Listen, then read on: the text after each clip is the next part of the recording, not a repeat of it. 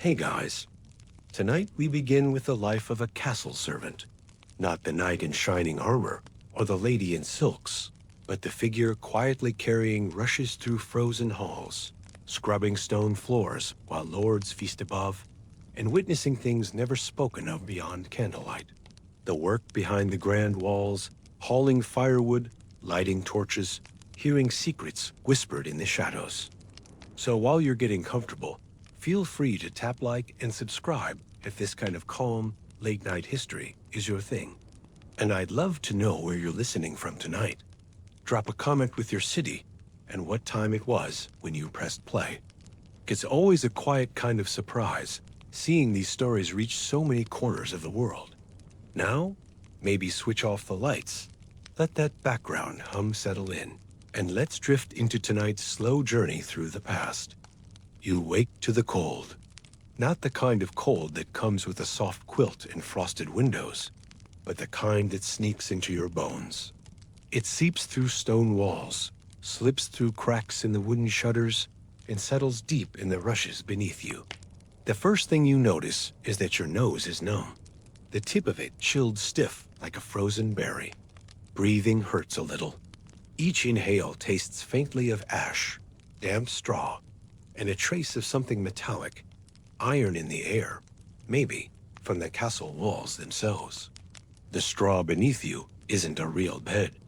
It's a flattened pile stuffed into a corner where servants like you sleep in rows, pressed shoulder to shoulder for warmth when things get truly bitter.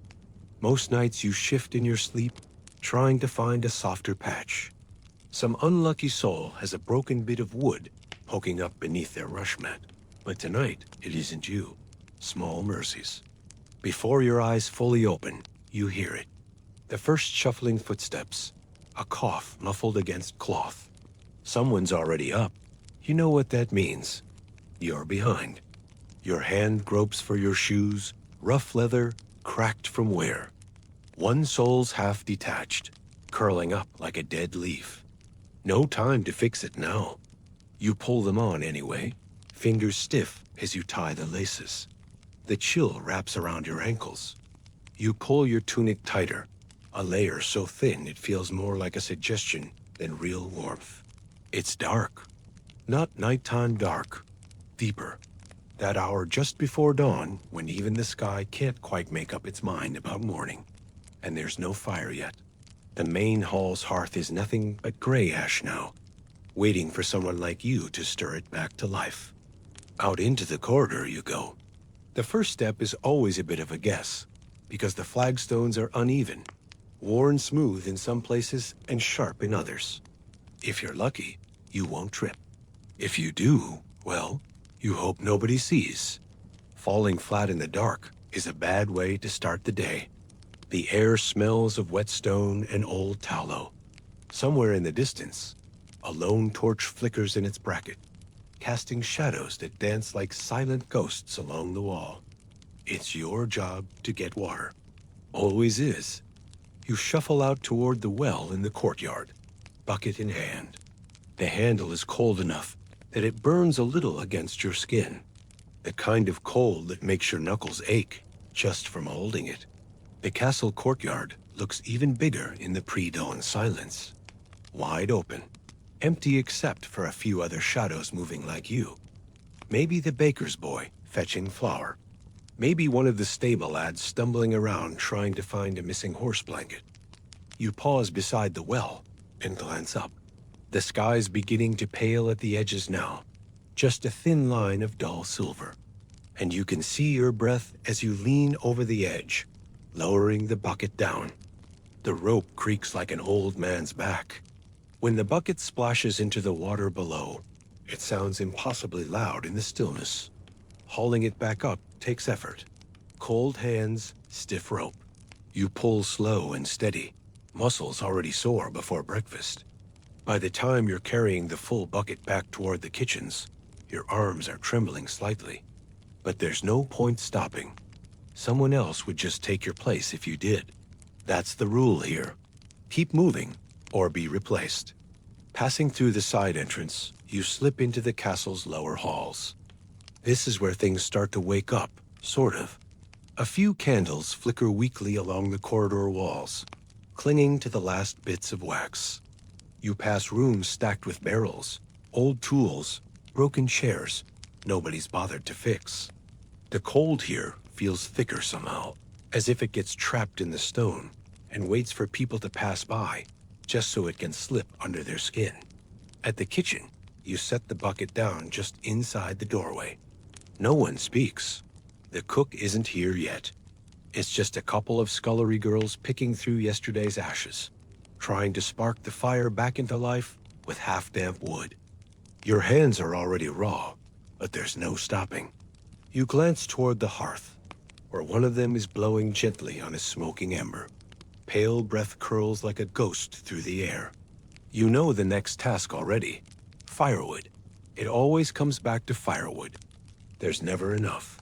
Out again you go, this time toward the woodshed. The pile's low today, dangerously low. Someone forgot to stack extra yesterday, or maybe there just wasn't time. Either way, you'll have to make do. You grab an armful rough logs, some still damp from the last rain. It's not ideal. Wet wood smokes more than it burns, but it'll have to do. By now, your fingers are half numb. That's normal. No gloves. Servants didn't get things like that. You might wrap your hands in cloth if you can spare it, but otherwise, you just press on. Historians still wonder whether this is where chronic joint damage started in people like you. Cold mornings like these, year after year. You drag the logs back toward the kitchen. One or two fall from your grasp along the way. Bending to pick them up sends a fresh ache through your back.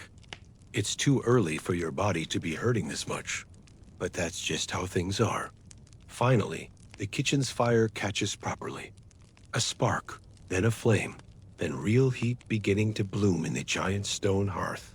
For a brief moment, as you set your last log down, you let yourself stand there, hands outstretched toward the warmth, fingers tingling.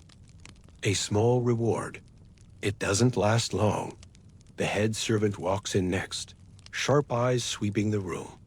You straighten your back automatically, even though it hurts.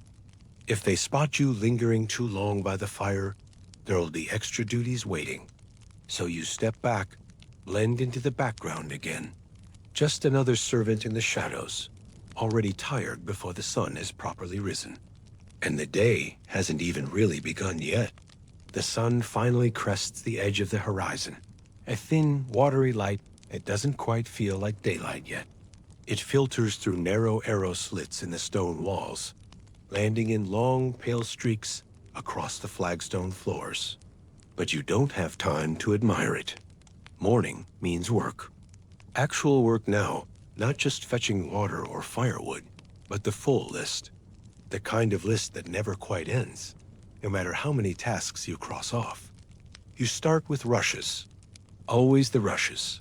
Castle floors aren't just bare stone. At least, not in the parts where people of importance walk.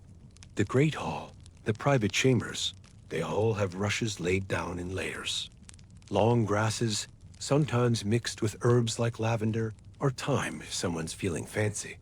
But these rushes aren't there just for decoration. They soak up spills, dropped food, mud from boots.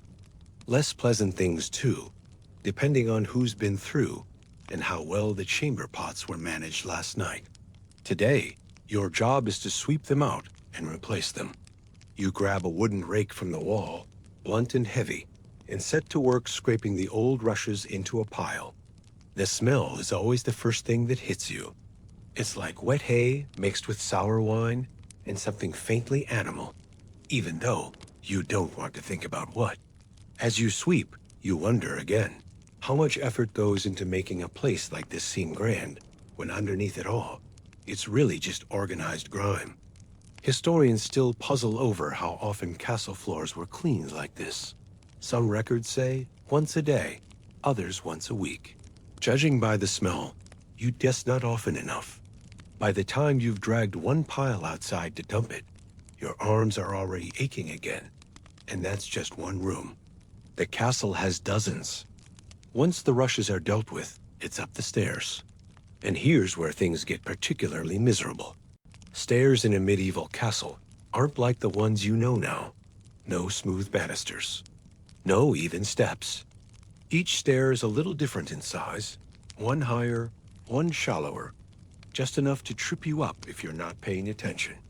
And today, of course, you're carrying things. A full basket of linens.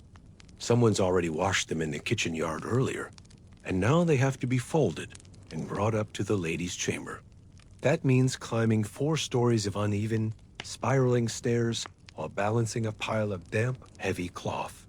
The spiral staircases twist tightly to the right on purpose, built that way so defenders could swing their swords more easily going down. For you, it just means hugging the inner wall as close as you can, hoping not to slip. The stones are slick in places from centuries of footsteps.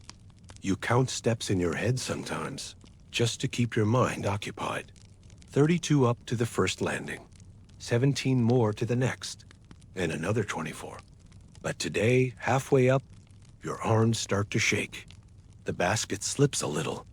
One of the linen sheets tumbles loose, sliding down the stairs like a pale ghost. You freeze.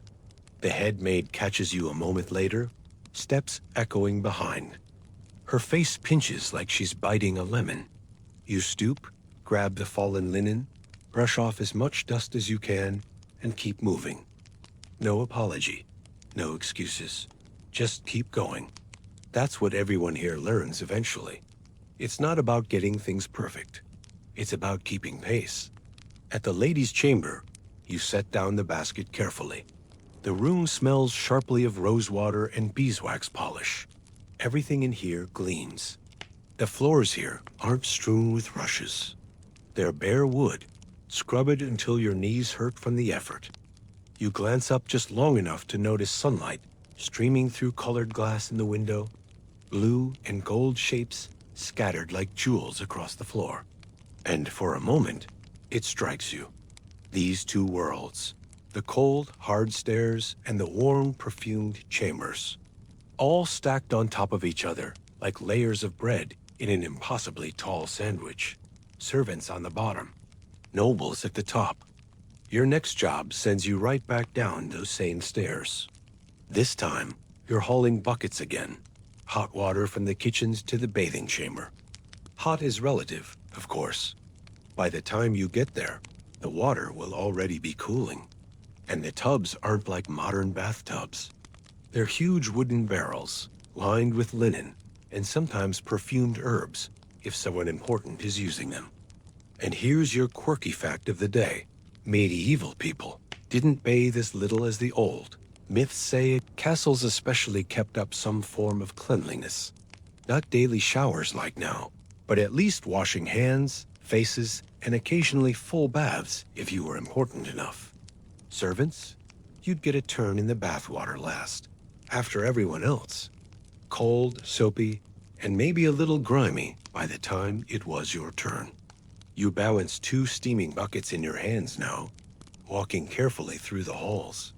One misstep, and you'll splash half the load onto your tunic, or worse, onto a noble's slippered feet. Back and forth, hauling water, scrubbing floors, dusting tapestries so large they seem to swallow entire walls. And always, the stairs. It feels endless. Up to the storerooms with grain, down to the cellars to check on barrels of ale. Up again with armfuls of firewood. Your legs ache constantly, a steady burn from calves to thighs. You once asked one of the older servants how long it took to get used to it. She just laughed, said it never really stops hurting, you just stop noticing. Midday passes in a blur. You might snatch a crust of bread between tasks if there's time. A quick bite leaning against a doorway, always watching to make sure no one's looking. By late afternoon, your tunic is damp with sweat, even though it's still cold. Your arms feel like they've been replaced with wet rope. Every step feels heavier. But there's no stopping. There's always another job waiting. Someone spilled wine in the great hall. A curtain needs rehanging after falling loose.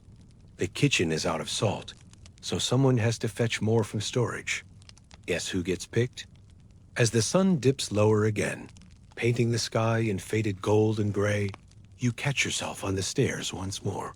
Hands gripping the cold stone wall, head low, counting the steps. 17, 32, 24. Again, you wonder if there's anyone in the castle who knows exactly how many steps there are altogether. Historians still debate how many staircases medieval castles had hidden inside them. Official records don't always match the real structures. And some staircases lead nowhere now, sealed off chambers, forgotten hallways, secret passages bricked up over the years. Maybe that's the strangest part. The way something so solid, so permanent looking, can still have hidden corners even its own builders didn't fully map. But for you, it's not about hidden doors or grand history. It's just about getting through one more climb, one more chore, one more round of endless stairs before the day finally lets you rest. By late afternoon, a quieter rhythm settles over the castle.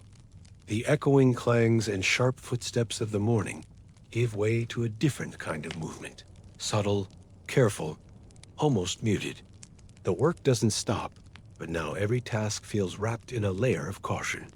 You sense it before anyone says a word. The noble family is awake, moving about the upper chambers. Their world runs parallel to yours, but feels like another reality entirely. One marked by velvet, gold thread, and soft slippers instead of leather boots and bucket handles. Your first glimpse of that world today comes while wiping down a long wooden bench in the outer hall. There, gliding down the upper stairwell, is Lady Maud. Her gown is deep green velvet, heavy with gold stitching along the sleeves and hem.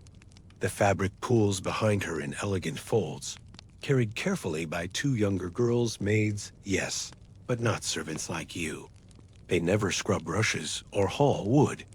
Their hands are soft, their faces pale and unlined by cold wind or kitchen smoke.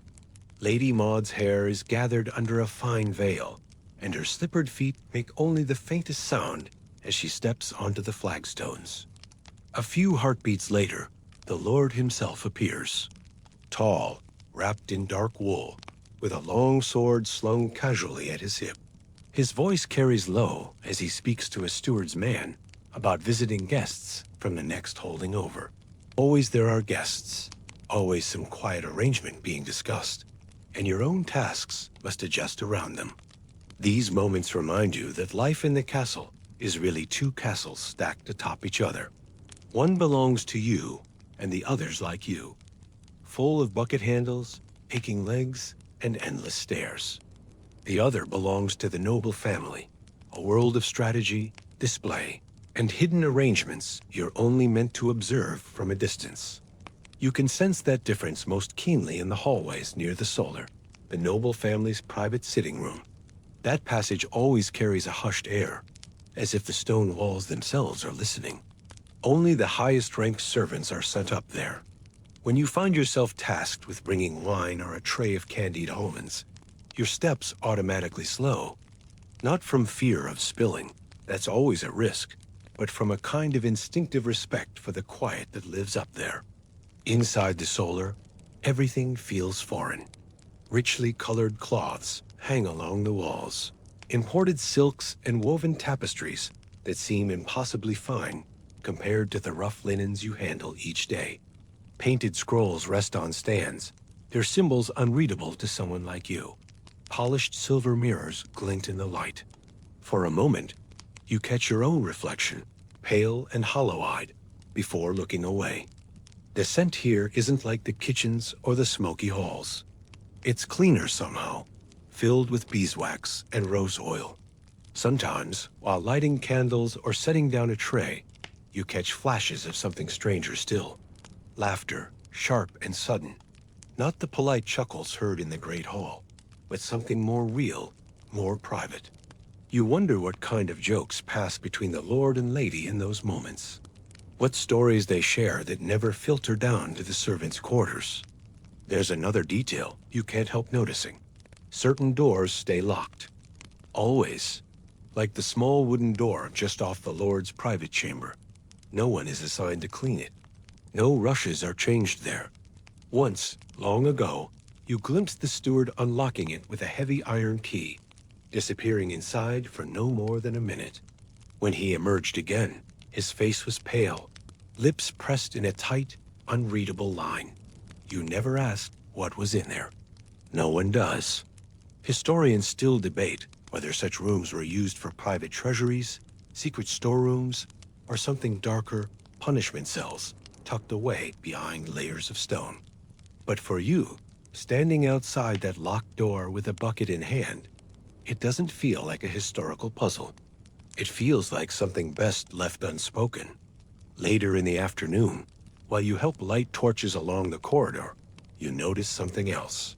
Near the Lord's seat in the Great Hall stands his favorite hunting falcon, perched on a high wooden stand. Its feathers shimmer gray and white, its sharp yellow eyes tracking every movement in the room. The falcon doesn't belong here.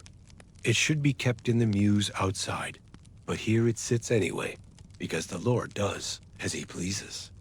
You pause a moment too long, staring at the bird. It tilts its head, gaze piercing, as if weighing your worth. Not everyone knows this, but in some castles, falcons weren't just hunting tools. They were symbols of status. Nobles would carry them even indoors, showing off not just wealth, but control over living things. The falcon's presence here is like a silent emblem. This family rules everything beneath their roof, including you. Later still, you're called up to the solar again, this time with a tray of finely glazed almonds dusted in honey and spices. Your arms ache from the day's work, but you carry the tray carefully, feet steady on the spiral stairs. Up, always up, into that higher world. When you push open the solar's heavy door with your shoulder, you glimpse something that freezes you in place for a breath. The lady sits in a high-backed chair, embroidery in her lap, golden thread catching the candlelight. The Lord leans over a wide scroll, his brow furrowed in concentration. And between them, resting on the table, is a small wooden box. Its lid sits open, revealing a row of gleaming coins. Not the usual stamped silver pieces you sometimes handle when delivering supplies. These are different. Thicker, shinier. Gold, perhaps. Foreign. You lower your gaze quickly, setting the tray where directed without comment. Your heart beats a little faster, though there's no real reason it should. When you leave, closing the door quietly behind you, the image stays in your mind. That box, those coins, resting casually in a room where no one from your world belongs. Treasure hidden in plain sight, or maybe just another layer of the castle's quiet hierarchy. It's these glimpses that linger with you later, when your day finally slows. You sweep rushes from a hallway, while wondering what other secrets wait behind those locked doors. Whispers of foreign gold, private jokes never meant for your ears. Rooms so clean and polished, they feel like places from another world entirely. You don't envy them, exactly. Life as a noble isn't all banquets and silks. They have their own dangers, their own rigid rules. But still, as the sky fades to purple and torchlight flickers along the upper walls, you can't quite help imagining what it might feel like to walk those halls as if they belong to you. There is a door in the castle that you pass nearly every day, a simple oak door that neither creaks nor draws attention, yet it commands a quiet authority all its own. Set along the upper corridor, near the Lord's private chamber, it has no visible handle from your side, and is fitted with iron hinges that have darkened with age. Unlike the bustling kitchens or storerooms that see constant traffic, this door remains closed. Always. Its purpose is never discussed openly. It is just there, like a silent figure standing at the edge of a gathering, watching without speaking. At first, you hardly notice it. With so many tasks to complete, hauling water, sweeping rushes, scrubbing soot from fireplaces, it becomes just another piece of the castle's fabric. Yet, as the days stack one atop another, like stones in a tower, your awareness sharpens. You realize no one dusts that door. No one is ever sent to clean the room behind it. When the steward walks past, his hand sometimes brushes against a heavy iron key at his belt, though he rarely looks toward the door. You wonder if that key fits its lock. Servants speak of it in whispers, always late in the evening, when the fire burns low and the work is done for the day. Some say it holds the Lord's treasury, chests brimming with gold and silver, jewelry confiscated from enemies or collected through taxes. Others suggest something darker, a prisoner, hidden away from public view. And there is an even stranger theory, that the room once housed a relic, a sacred object lost to history, but still guarded in silence. You listen to these stories, but say little. Part of you knows it is better not to wonder too much. One afternoon, while carrying fresh rushes up to the Lord's chambers, you pass the locked room again. The corridor is quiet, touched by thin rays of sunlight filtering through a narrow window. Dust floats lazily in the air. You pause, eyes drawn to the plain oak panels. There is nothing to suggest what lies beyond, yet the weight of that silence feels heavier than stone. You move on, dropping your rushes off quickly and heading back down the stairs, the image of the door pressing against your thoughts like an itch you cannot scratch. It is during chapel duty that things shift. Scrubbing the stone floor in the chapel's outer hallway, you overhear two knights passing by, their boots ringing sharp on the stones. Their voices are low but clear enough in the echoing space. Still locked after all these years, one murmurs. Doesn't surprise me. Some things aren't meant for prying into, the other replies. You keep your head down, brush moving in steady strokes, but those words settle in your mind. After all these years, whatever is in that room has been there a long time, perhaps before you ever arrived, perhaps before anyone now living could remember. That evening, tasked with polishing brass sconces in the upper corridors, you find yourself near the locked door once again. Your cloth moves in slow circles over the metal, reflecting your face in its dull shine. You glance sideways, almost without thinking. The door is ajar. The gap is small, barely wide enough to see a sliver of darkness beyond. There is no light coming from inside, no flicker of candle or torch. Yet the sight freezes you in place, cloth in hand. You lean forward, just slightly, curiosity pulling harder than good sense. Before your foot can move closer, the steward's voice slices through the still air like a blade. Don't. It is not loud, but it is final. You straighten immediately. The steward is already there, moving faster than you would have expected for a man of his years. His face is pale and unreadable. Without another word, he steps past you, pushes the door closed, and locks it with a deliberate click. He does not explain. He does not scold. He simply walks away, key swinging lightly from his belt. From that day forward, the corridor feels colder, not just from drafts slipping through the arrow slits, but from something less tangible, an unspoken presence. The castle has always had that quality, stone absorbing memories, holding them like water in a well. The locked room seems to collect more of that weight than anywhere else. Historians debate the purpose of such sealed chambers. Some suggest hidden strongholds or archives containing sensitive documents. Others argue for secret worship spaces used by certain orders long since vanished. But there is no record of this room, no mention in the castle's ledgers. For all official purposes, it does not exist. One evening near sunset, with the sky painted in slow waves of purple and gold, you find yourself carrying a tray of mulled wine up to the solar. The upper corridors are nearly empty. Your steps echo softly. The scent of cloves and cinnamon rises with the steam, comforting against the cold stone. As you pass the locked door, something makes you pause. You know you should keep walking, but your eyes rest on it again, tracing the grain of the old oak. You stand there for just a moment, tray balanced carefully, wondering not what might be inside now, but what might have been placed there long ago. Perhaps the room holds something no one living has seen in years. Perhaps its contents have changed without anyone knowing. How would they tell if no one ever looked? A wind stirs faintly through the corridor, whispering past arrow slits and stirring your hair. Somewhere below, in the great hall, you hear a lute playing softly, music drifting up like smoke from a fire almost burned out. You draw a steady breath and continue on, footsteps sure and measured, as if nothing has happened.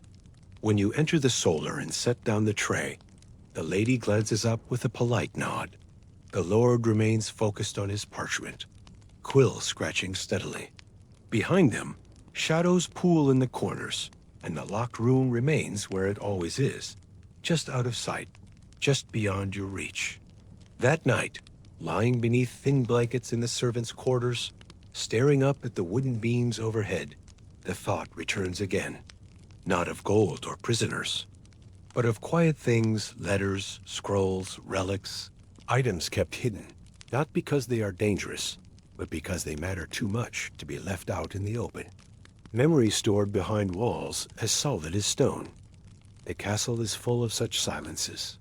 Some are heavy, like the weight of a bell before it tolls. Others are lighter, like a secret whispered once and then never spoken again. The locked room belongs to both kinds.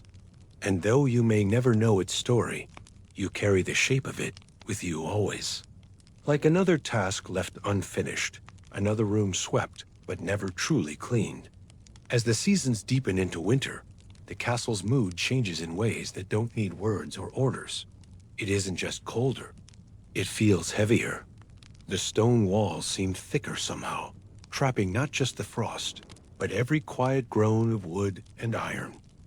Where in warmer months, the halls carry music or the shouts of squires training in the yard, now there is mostly silence, punctuated only by the crackle of distant fires and the occasional muffled cough.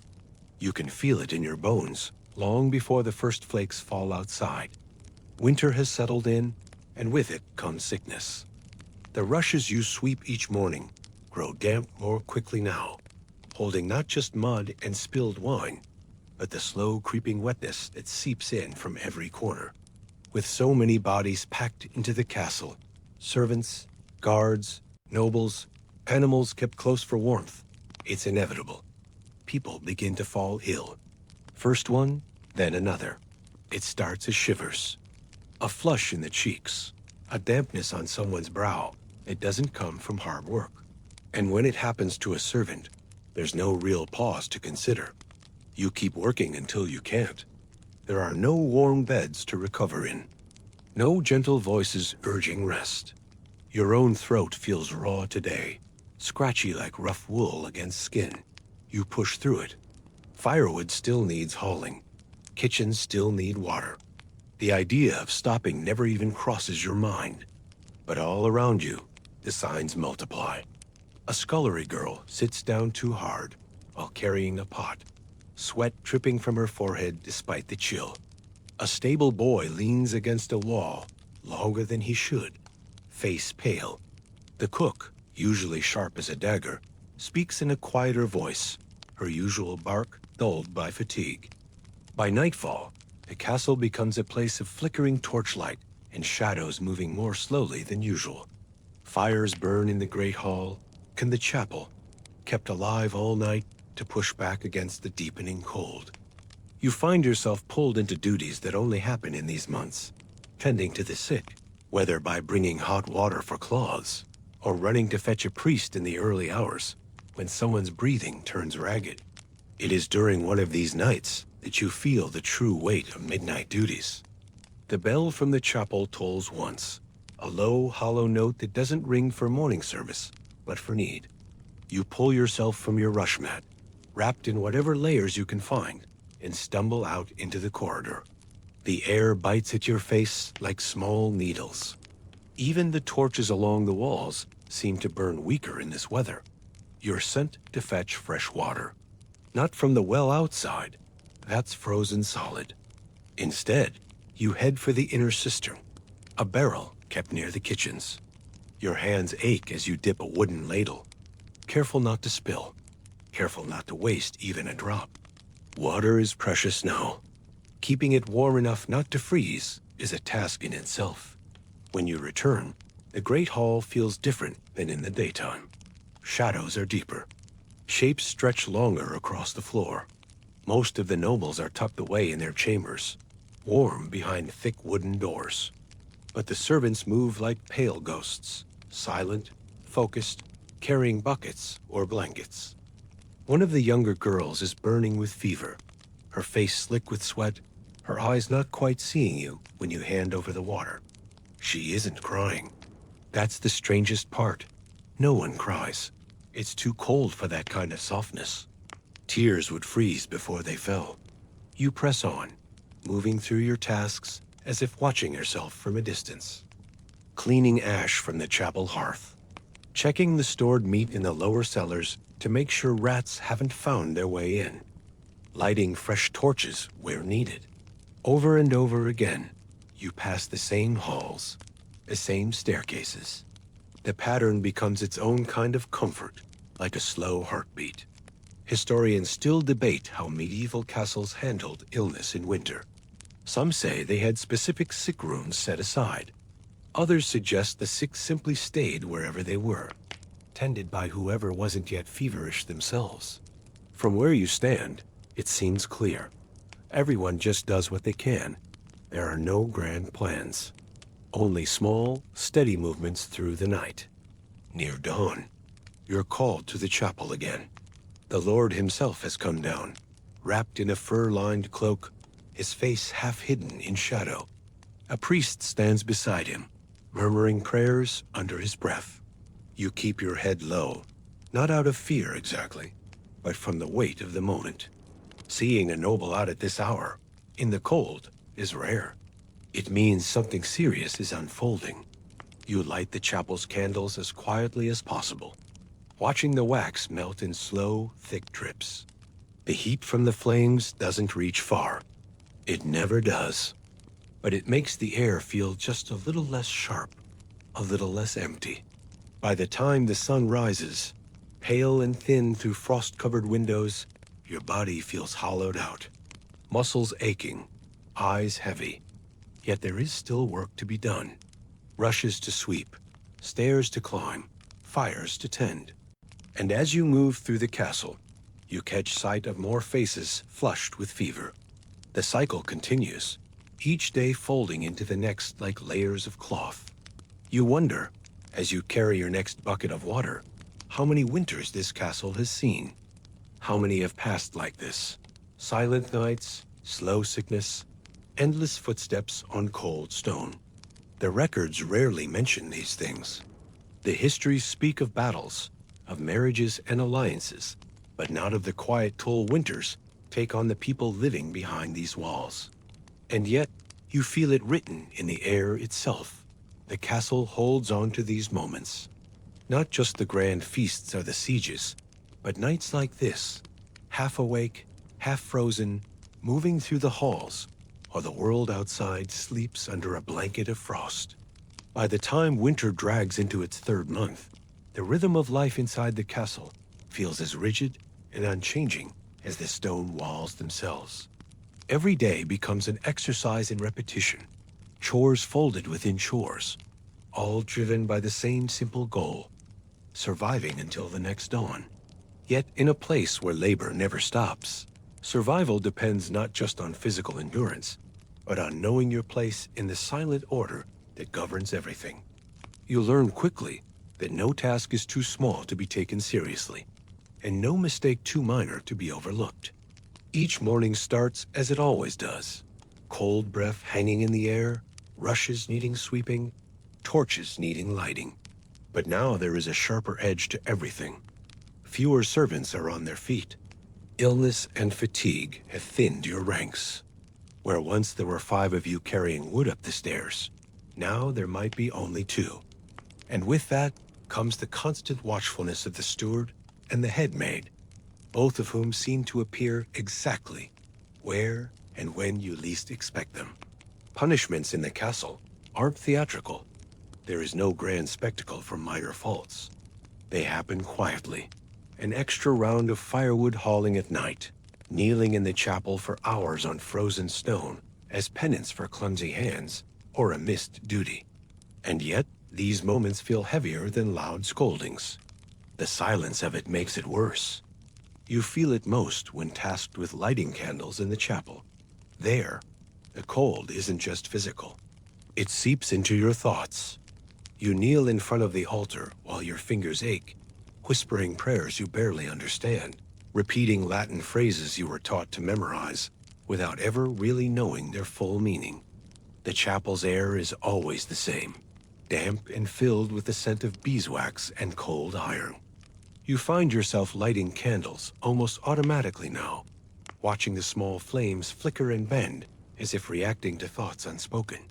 Some days, there are more candles lit for the sick. Rows of flames stand like silent witnesses to those lost to fever, or simply worn down by work too hard for too many years. Between prayers, there are the punishments. Once, you drop a linen sheet meant for the ladies' chamber, staining it with mud. The head maid says nothing, simply points toward the upper corridor. You know it's expected. Hours spent on your knees, scrubbing the already clean floors. No food until dusk.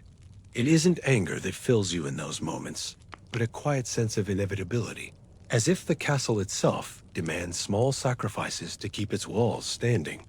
Even in these moments, you notice small things others might miss. The way the morning sun strikes through the chapel's stained glass, scattering fractured light onto the floor. The strange calm that settles over the great hall just after all the torches are extinguished for the night. You cling to these details the way a drowning man might cling to driftwood, small pieces of beauty in a life that otherwise feels shaped entirely by duty and cold. One lesser-known fact you've learned: the chapel is often the one place in the castle where nobles and servants briefly share the same air. During services, there is no separation by rank. The lord and lady kneel near the front, servants near the back, yet for that short span of time, everyone is silent together, repeating the same words. But once the final amen is spoken, the two worlds split again as if nothing had happened. By now, you no longer think much about what day it is. There are no clocks to mark time. Days blend into each other, distinguished only by small shifts. The appearance of fresh herbs in the kitchen, a heavier frost on the windows, the arrival of an unexpected guest. You measure your survival in tasks completed rather than in days past. One evening, as dusk settles and the bell for prayers tolls faintly from the chapel, you find yourself standing in the outer courtyard. Your breath drifts in slow clouds as you stare up at the towering walls, feeling not fear or even exhaustion, but something closer to resignation. This castle is a world unto itself, one that keeps its people moving like gears in an endless machine. You move because you must. You work because there is no other choice. And somewhere in the quiet churn of it all, you survive. Yet not everything within these stone walls remains predictable forever. As the long winter finally begins to fade, a new kind of tension rises within the castle. Supplies grow lower than expected. The steward speaks in sharper tones. Whispers of trouble beyond the walls begin filtering through from traders and travelers.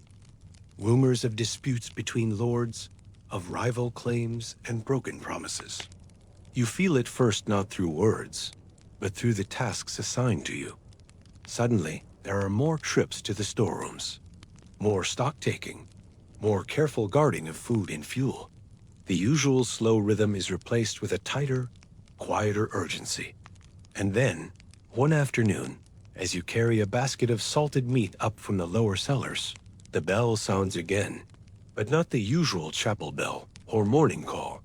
This one rings deeper, longer, and it echoes off the stones in a way you have never heard before. It is the castle's warning bell. A sound that means danger is not just a rumor now. It is real, and it is coming. Your survival no longer depends solely on rushes and firewood. Now, it depends on defending the very walls you've spent all this time cleaning and tending. The castle is about to face something far greater than winter fevers or midnight duties. The siege is coming. In the days before the siege, there is a tension in the castle that no one needs to speak aloud. It creeps in gradually, much like the way winter frost used to sneak under the wooden shutters and into your sleeping quarters. Only this feeling is sharper, heavier, like the kind of quiet that settles before a storm. The rhythm of work doesn't stop, but it changes subtly. Orders are shorter, faces grow tighter. Even the nobles move differently, voices pitched lower, their footsteps quicker along the stone halls. It begins with small things. The steward starts checking supplies more often, counting barrels of salted meat and sacks of grain with a pinched expression. You find yourself summoned alongside a handful of other servants to assist with stock-taking, hauling barrels and stacking crates in the storeroom until your arms ache. Where before, there might have been small indulgences, an extra handful of dried fruit in the kitchen, a quiet break by the fire, those vanish now. Every scrap of food is measured, every piece of firewood counted. You notice more guards posted at the outer gate. Their usual lazy posture disappears. Now they stand straighter, weapons in hand even when no immediate threat looms. Nobody says it outright, but you hear it in whispers. In the kitchen yard, two stable hands murmur about a nearby lord raising his banners against the king. By the well, a merchant's boy, passing through on the last supply run allowed before lockdown, mutters of men gathering in the woods beyond the horizon. You pretend not to listen, but it's impossible not to catch pieces of the story. Rochester Castle, where you serve, is not just some random pile of stone. It's a place of strategic importance, caught in the middle of a larger quarrel that has finally turned dangerous. The noble family's behavior only confirms what the servants already suspect. The Lord meets more frequently with his captains. You glimpse him more than once through an open doorway, hunched over a table littered with scrolls and small wooden markers shaped like soldiers. Lady Maud's usual measured grace sharpens into something colder, her voice cutting through the hall like a blade as she gives instructions to her own attendants. For you and the other servants, life becomes a careful balancing act. Your usual tasks now come with added weight. Replacing rushes in the Great Hall matters less than securing barrels against sudden movement. Cleaning becomes second to building defenses, moving crates to reinforce the windows, hammering boards over the smaller openings. You find yourself carrying not just water and food, but stones, basket after basket, hauled up to the battlements to be stacked in preparation for a defense. It isn't glamorous work, but it's necessary. Heavy, bone-tiring, and unrelenting. And yet, oddly, there is no real sense of panic. At least, not yet. Everything feels like preparation for something still far away. A storm gathering on the horizon, rather than one already breaking overhead. Even in the quiet moments, like when you pause to stretch your back after stacking another round of stones, there is a strange calm in the air. The castle breathes slowly, like a beast sleeping with one eye open. One afternoon, while running a message from the steward to the head cook, you find yourself crossing the inner courtyard just as a group of knights mount their horses. The sun glints off their armor, a muted silver that seems duller than usual beneath the overcast sky. They ride out in silence, hooves clattering against the stone bridge as they leave through the main gate. You know without needing to ask. They're scouts sent to check the surrounding lands. It strikes you that they may not return. Historians still wonder exactly how much warning castles like Rochester had before sieges began. Records speak of sudden attacks and carefully planned campaigns, but those quiet in-between days are rarely mentioned. You live them now, and they feel stretched, drawn out like a taut rope ready to snap. That night, as darkness settles and the castle slips into its quieter rhythm, you find yourself lighting the torches along the upper walkway. The flame from your taper dances along the walls, casting long shadows. You pause near one of the arrow slits, leaning forward to look out at the fields beyond the walls. The land is quiet. Too quiet. No movement, no torches, no sound except the wind. But there's something about the stillness that makes the hair on your neck stand up. It's the kind of silence that doesn't feel natural. You stand there a moment longer than necessary, taper burning low, until a shout from below pulls you back to the present. Another task waits. There is always another task. The nobles continue their councils long into the night. You know because you're summoned to bring wine to the solar well, past the usual hour, feet aching from a full day's work. When you step into the room, the air feels warmer than the hallways outside, filled with the scent of beeswax and old parchment.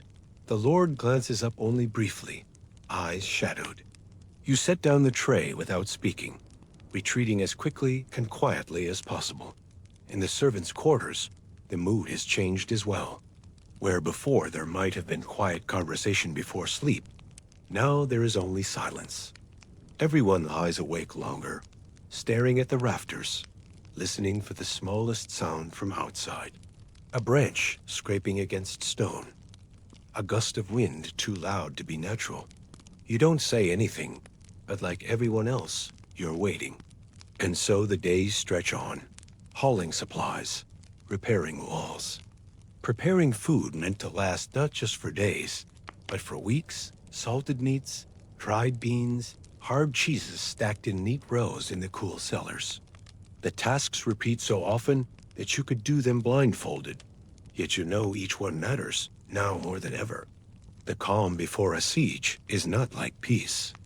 It is a kind of controlled waiting, a heavy breath held between one moment and the next.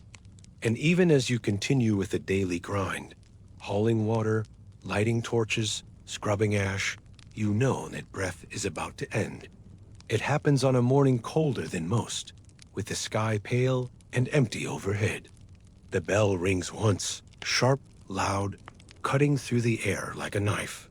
Not the usual rhythm of morning prayers or work calls. This is different. Every servant in the castle freezes where they stand.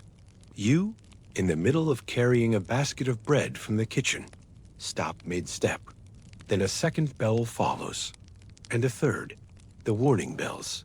You drop the basket. The siege is no longer a rumor. It is here. The bells continue to toll as the castle transforms almost instantly from a place of cold, slow routine into something urgent, alive in a different way. Where minutes ago servants moved with quiet efficiency, now everyone moves at once, boots hammering against stone, shouted orders bouncing off walls, weapons clashing as guards rush to their stations. You stand frozen for a heartbeat in the middle of the kitchen yard, bread scattered at your feet from the basket you dropped. Around you, people surge like a tide.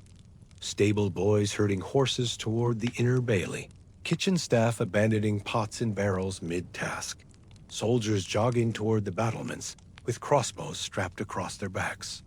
Then instinct takes over. You run. Not aimlessly, but toward the storerooms where you've been sent so many times before. Only now, it isn't about bringing up flour or checking salted meat. Now it's about barricades. You're not a soldier. You have no sword, no bow, but you know what to do. The castle has practiced for this moment, if only in quiet drills no one ever thought would truly matter. Servants like you are expected to help reinforce doors and windows, carry stones to the battlements, stack barrels and furniture to block the vulnerable passages. You grab hold of a wooden beam, working alongside two other boys, heaving it across the kitchen door's heavy frame to secure it shut. The first real strike doesn't come for a few hours. The warning bells were early, likely sounded as soon as the first enemy was sighted on the horizon. It's enough time to prepare, but not much. You spend those hours hauling things you never thought of as important. Heavy tables dragged against the inner doors, grain sacks piled high as makeshift walls in open hallways, sharp oil lamps refilled and set aside for defenders. By mid-afternoon, the sky turns gray. Wind presses cold against your face as you stand near the outer yard, carrying yet another load of stones up to the battlements. From up there, you can see it. A line of figures stretching along the far edge of the field, too many to count. Banners ripple in the wind, though you can't make out the symbols. What you do see clearly are the siege engines, towering wooden structures rolling slowly into position. It hits you in a way all the talk and whispering never quite did. This is real. The first arrows come not long after. A whistle in the air, then a sharp crack as one splinters against stone somewhere close to your head. You duck instinctively, heart pounding so loud it drowns out everything else for a moment. The soldiers along the wall return fire, bolts hissing from crossbows. You press yourself flat against the parapet, clutching the cold stone so hard your fingers hurt. Then, as if someone flipped a switch, the shouting starts in earnest. Orders to hold the gate, orders to keep low, orders to fetch more stones. That's your cue again. You scramble down the narrow stairs, weaving between knights and squires, hauling buckets of smaller stones up to the wall, one load at a time. It isn't glamorous work. It's exhausting. Your arms shake with each trip, but you do it because stopping isn't an option. Throughout it all, the nobles remain largely out of sight. Somewhere above you, the Lord commands the defense, likely gathered with his captains in the keep's solar, or watching from a higher tower. Lady Maud appears briefly in the Great Hall, giving instructions to her personal attendants, her voice calm and cold as ever. She doesn't look like someone caught in a siege. She looks like she's hosting an unusually serious feast. What surprises you most is how organized the servants stay. Even in the chaos, no one runs blind. Some are tasked with feeding the soldiers. Hastily boiled grains and stale bread pass through gaps in the barricades. Others handle water, hauling buckets up to douse fires as needed. And some, like you, just keep stacking stones. By late afternoon, the first real breach attempt begins. You hear it before you see it. A deep, bone-shaking thud as a battering ram strikes the main gate. The impact travels up through your feet, a shudder in the very walls beneath you. Down in the courtyard, soldiers and servants alike pile heavier objects against the gate. Wagon wheels, empty barrels, whatever can absorb the blows. You're sent there next, dragging crates with 3 others, adding to the growing wall of supplies stacked desperately behind the wooden planks. Every strike makes the gate groan. You find yourself counting between them, as if that will somehow help. 1, 2, 3, then the next thud. Historians still argue about how effective such barricades were, whether they actually stopped an army or just delayed the inevitable. From where you stand now, it's clear, even minutes count. Every extra layer buys more time. Between the hammering blows, there are quieter moments that somehow feel even worse.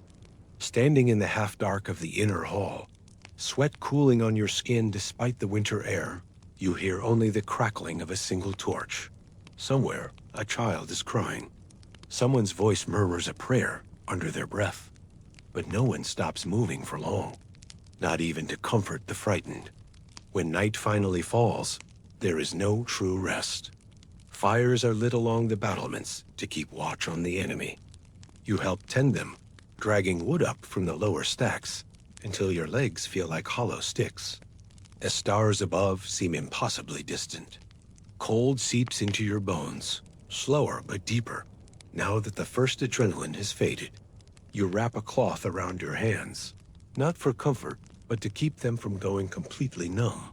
The battering ram stops sometime after midnight, either broken or abandoned for the moment. But everyone knows it will begin again with the sunrise. Until then, all there is to do is hold the line. You find yourself crouched beside a stack of stones near the wall, eyes half shut, too tired to think, but too alert to sleep. And so the first night of siege passes, not in grand battles or blazing fires, but in the slow, grinding weight of endless small tasks. Hauling, stacking, guarding. Each stone placed by hand, each door reinforced, each torch relit. You don't know how long it will last. No one does. But as dawn's first pale light begins to creep over the horizon, painting the castle walls in a faint gray shimmer, you stand again, muscles aching, ready to begin the same cycle all over again. Because that is how you survive a siege. Not by heroics, but by doing the same hard thing again and again, until the storm finally breaks.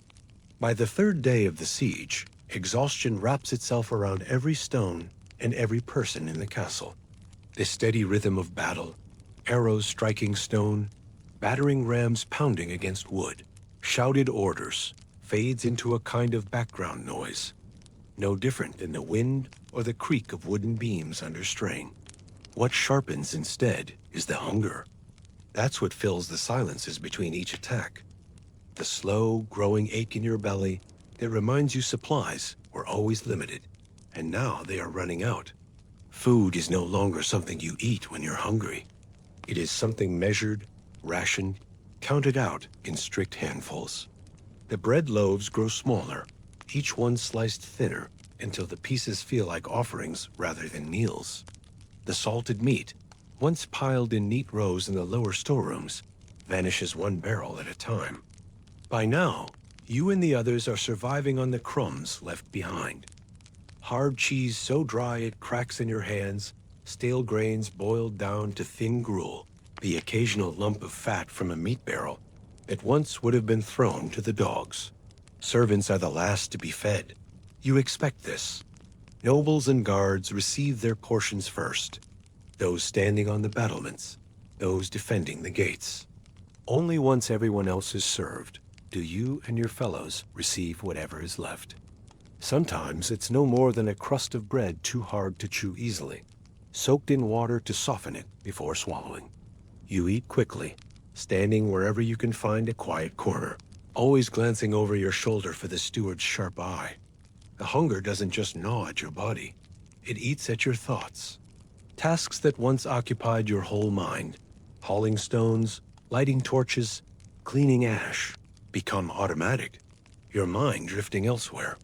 You catch yourself, more than once, staring too long at a sack of flour, wondering how much might still be left inside. You'd never steal, of course. Not here. Not now. Punishment would be immediate and harsh. But the thought flickers through your head all the same. As the days stretch on, smaller things start disappearing. The rats, usually so bold in the storerooms, grow scarce. Birds that once perched along the castle's upper walkways are nowhere to be seen. You learn quickly that in times like this, even these things become valuable. The older servants tell stories in hushed tones while warming their hands over flickering fires. Castles in past sieges where they were forced to eat vermin to survive.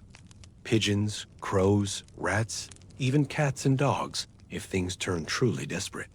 You hope it won't come to that here. But each day that passes makes it harder to imagine otherwise. Even the water changes. The cistern barrels, carefully guarded in the early days of the siege, grow lower. You are sent twice a day now to check them, lowering buckets carefully, listening to the hollow splash far below. The water tastes sharper than before, metallic and cold. You drink it slowly, holding it in your mouth for a moment before swallowing, as though that will somehow make it last longer. Despite it all, there is a strange kind of discipline that holds everyone together. It would be easy for a place like this to fall apart, servants fighting over scraps, guards turning against each other, but that doesn't happen. At least, not yet. The Lord's orders carry down through the captains, the steward, the head maid, and somehow, even at the lowest level, people obey. There is a quiet understanding. Survival depends on keeping the machine turning, even with nothing in your stomach. At night, the hunger is worse. Lying on your rush mat, wrapped in thin blankets that no longer seem to hold any heat, you feel it twist inside you like a rope being slowly tightened. Sleep comes in short bursts, broken by the growl in your belly or the distant thud of siege engines still hammering away. You dream of food, not roasted meats or honey cakes, but simple things. A warm loaf of bread, a cup of fresh milk, an apple so crisp it snaps in your teeth. One evening, just before night watch, you're called to the great hall. A small group of servants gathers there, standing in silence while the steward distributes what little remains. A handful of dried peas, a sliver of cheese cut so thin it curls at the edges, a strip of salted pork no wider than your thumb. The process is methodical. No one argues. No one asks for more. You take what you are given, bow your head, and step aside. Historians often debate how castles managed food during prolonged sieges, whether rationing systems were formal or improvised, whether stores truly lasted weeks, or if records exaggerated to save face. From where you stand now, it seems obvious. It isn't about systems. It's about will. How long can people endure hunger before the cracks begin to show? In the quiet between tasks, you hear those cracks forming. A scullery boy is caught sneaking a second piece of bread, and though his punishment is quiet, a sharp slap, a day without rations, the murmurs ripple through the servants' quarters. Another man collapses during a supply, run up the battlements, his legs simply giving out beneath him. He's carried to the chapel, laid on a pallet beneath the cold stone archways, where he lies without moving for hours. Yet through all of it, hope flickers. Small and thin as a candle in the wind, but there. You see it in the way people still light the chapel candles each evening, their flames casting golden halos against gray stone. You see it in the steady routine of the guards, walking their rounds even when their faces pale from hunger. And you feel it yourself, somewhere deep beneath the ache in your belly, the stubborn belief that help might still come, that allies may arrive, that the siege cannot last forever. A noble family clings to that hope as well. You glimpse Lady Maud on the battlements one morning, wrapped in a thick cloak, her face pale but steady as she looks out over the enemy lines. The Lord stands beside her, speaking quietly with his captains. Neither shows outward fear, but you can sense it in the tightness of their gestures, the way their hands never stray far from their weapons. By now, the enemy outside has grown bolder. You hear drums in the distance, deep, steady beats that echo through the stone walls like a second heartbeat. Siege engines continue their work, and though the main gate still holds, its wooden planks now sag visibly, iron bands cracked and splintered. The castle feels smaller now. Corridors you once walked freely are now blocked with barricades. Rooms once filled with light and warmth stand empty, their furniture repurposed for defenses. You spend more time in the inner halls, huddled with other servants, sharing whatever food remains, whispering stories from before the siege. Tales of harvest feasts, summer markets, faraway villages. It is these small stories, these quiet moments, that keep you going as much as the meager food does. Hunger claws at your ribs, but it does not break you. Not yet, because as long as the castle stands, as long as there is even a crumb to share, there is still hope. And in a siege, hope is as vital as bread. By the seventh day, the castle feels as though it is holding its breath. Hunger is constant now, not just an ache, but a slow-burning fire beneath your ribs. Yet even that is pushed aside when the real danger begins. Not the slow starvation, not the rattling drums or distant shouting, but the sound of stone breaking. It starts faintly, a deep, low rumble you mistake for thunder at first, until dust sifts down from the beams above. And someone near you calls out sharply, voice tight with fear. You drop the wooden pail in your hands and look around. Everyone does. Servants freeze mid-step, guards abandon their quiet rounds, and then the noise intensifies. Not the rhythmic pounding of a battering ram, but something more final. Walls shuddering under their own weight, towers shifting like trees in a storm. Smoke pours in next, thick and black, curling in tendrils from the western side of the castle. It doesn't rise from one neat column like a kitchen fire. It billows, sweeping through halls and stairwells with the weight of disaster. You know without needing to be told, they've set fire to the outer defenses. Maybe the stables, maybe the timber scaffolding near the gate.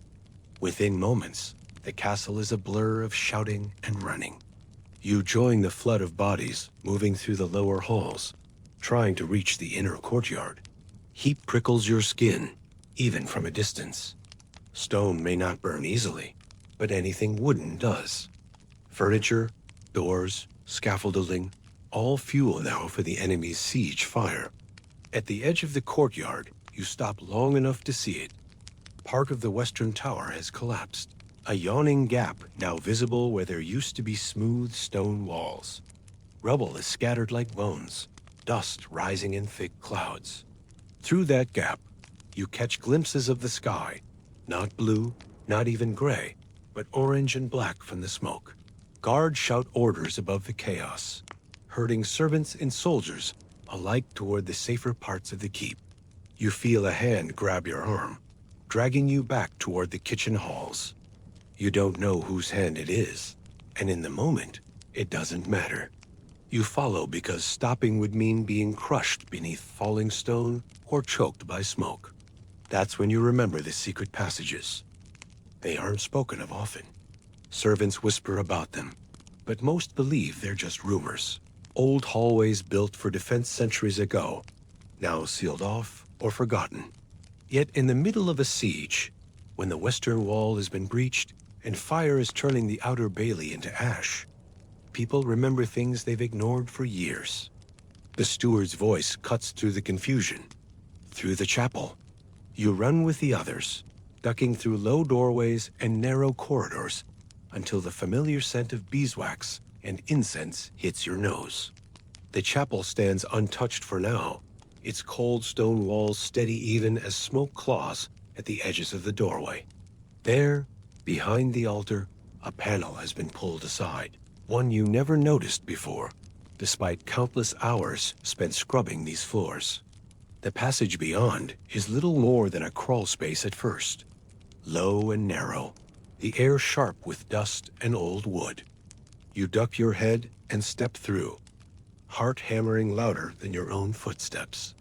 Behind you, others follow, moving in silence except for the occasional scrape of boots against stone.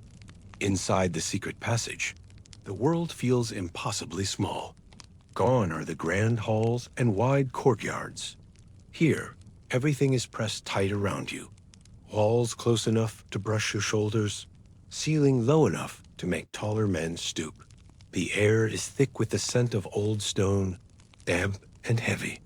You move slowly, guided only by the flickering light of a single torch passed from hand to hand. The passage bends unpredictably, twisting back toward the keep's heart, beneath towers and storerooms. Along the way, you see things left forgotten. Old barrels half collapsed under their own weight, bundles of dried herbs hanging limp from rusted hooks. One lesser-known fact you recall now. Many castles did have such escape routes, though they were not always marked on maps or mentioned in records. Some were built as priests' holes or smugglers' routes. Others were simply forgotten over time, sealed by dust and memory until disaster forced them open again. The passage branches unexpectedly. At one junction, two guards argue briefly over which way to go. Left, toward the inner gatehouse, or right, deeper into the keep's foundations. The decision is made quickly. Left, always toward safety, toward thicker walls and higher ground. As you follow, the tunnel begins to widen again. The walls feel less oppressive. You can breathe more easily, but the noise outside hasn't faded. Above your head, faint echoes of collapse still carry through the stone. Distant shouting, the crack of falling wood, the terrifying groan of walls giving way. Finally, the passage opens into a forgotten storeroom. You recognize it barely. A place you cleaned once, long ago, now choked with dust and cobwebs. Yet here, at least, there is air and space and the solid weight of stone between you and the enemy. The steward orders the passage sealed behind you, dragging an old barrel across the opening, masking it as best as possible. You slump against the wall, chest heaving, legs shaking from both effort and fear. Around you, others do the same, guards, servants, even one or two nobles in plain cloaks, faces streaked with soot and sweat. It is quiet for a moment. Not the peaceful quiet of early morning before the day's work begins, but the heavy, waiting silence that comes after catastrophe. You listen carefully, hearing only the faint crackle of distant fire and the occasional cough. Someone asks if the enemy has breached the keep itself. No one answers. The question hangs in the air like smoke. For now, you are safe, but the castle is smaller than it was yesterday. Parts of it are already lost to fire and ruin. The grand towers and halls you once walked each morning are now nothing more than broken stone and ash. And yet, even in this place, survival continues. You still have your hands. You still have your feet. You still have breath. And until those things are gone, there is still a way forward. By the time the siege stretches past its second week, the castle is no longer the place you once knew. It has shrunk, less in size than in spirit. The wide courtyards, grand halls, and echoing stairways have become narrow strips of cold stone, packed with the remaining defenders and servants. Fires burn only where absolutely necessary. Food has dwindled from scarce to nearly non-existent. There is no more salted meat, no more cheese. Not even the dry peas or hard bread scraps that once felt like a grim luxury. Now there is only boiled leather from old straps and boots, softened in water until it becomes something close to food. You stand near the inner gate one morning, watching as a guard chews slowly on a strip of boiled hide, face pale and hollow-eyed. He doesn't look like a soldier anymore. None of them do. Their belts hang looser around their waists. Their hands tremble slightly, not from fear, but from hunger so deep it has settled into the bones. Servants fare no better. You have stopped expecting regular rations. Instead, you move through each day on whatever your hands can find. A crust dropped by someone else. A handful of cold ashes mixed with grain dust. At night, when sleep comes in brief, broken stretches, you dream not of escape or battle, but of food. Apples, butter, a bowl of warm soup steaming in a quiet kitchen. The castle's leaders gather more frequently now in the solar, voices sharper than before. You carry messages between them, fewer trays of wine and almonds, more scrolls and written notes. And though you are not meant to listen, you cannot help but overhear fragments of their conversations.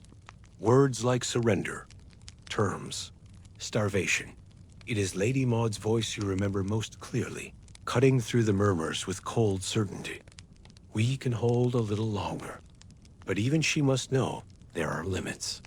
Historians often write about sieges as grand events, measured by numbers and dates. How many days a castle held, how many defenders survived. Yet from where you stand, siege life is not about counting days. It is about counting breaths, counting footsteps, counting the handful of people still able to carry water or stack stones. Each morning feels heavier, each night darker.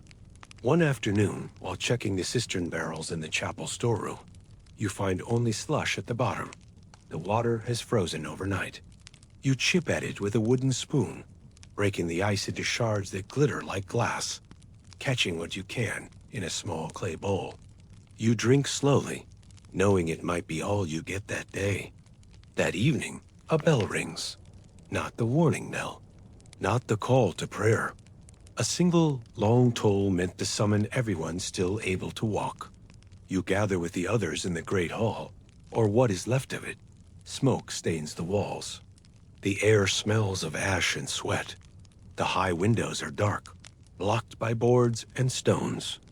The Lord stands at the head of the hall, wrapped in a heavy cloak that cannot fully hide how thin his face has become.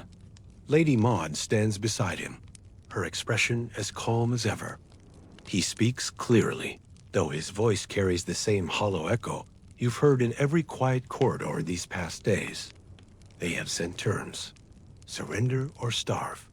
No one speaks. No one needs to. You already know what the choice is, even before the captains murmur among themselves, even before the steward's face tightens with quiet acceptance. It is not as simple as opening the gates. The Lord explains that messages have been sent already, asking for conditions, what lives will be spared, what costs will be paid. Some nobles might be taken hostage. Some soldiers might face punishment. The servants, he says, will be allowed to leave unharmed. That surprises you. You stand there, hands clasped tight in front of you, heart pounding slower now, heavy as a hammer blow. The thought of walking out through the gates feels strange. You have spent so long behind these walls, hauling wood, lighting torches, sweeping rushes, that the idea of being outside again feels like stepping off the edge of a cliff. Yet there is no other path left. The food is gone. The water is nearly gone. The walls themselves sag under the weight of attack after attack. Even the strongest stones have their limits. You spend that night in silence, not sleeping, lying on your mat, wrapped in a blanket too thin to keep out the cold, staring at the wooden beams above your head. You think about what comes next, where you will go, what happens to a servant when there is no more castle to serve. In the early morning, while the sky is still dark, preparations begin. The main gates are cleared. What is left of them? The last barrels and barricades are pulled aside. Broken carts and crates dragged into piles that no longer serve any purpose. You help with this, moving slowly alongside others. The quietness of it all heavier than any battle. No shouting, no singing, just the steady scrape of wood against stone, the dull thud of boots moving across the frost-crusted ground. When the gates finally creak open, they do not swing wide like in a festival or grand procession. They shift inch by inch, scraping like a groaning giant. Outside, enemy soldiers stand waiting. Their banners ripple in the cold wind. Their faces are unreadable beneath helmets and cloaks. One by one, the castle's survivors begin to walk out, servants first, then guards, then the nobles, heads held high despite everything. You keep your eyes low, not looking at the faces of the enemy, focusing instead on the frozen mud beneath your feet. Each step feels both too fast and too slow, as if time itself cannot quite decide whether to hurry you along or make you savor this final moment. Behind you, the castle looms in silence. Smoke drifts from its broken towers. The stone walls stand still, gray against the pale sky. For all its strength, for all its history, it has fallen.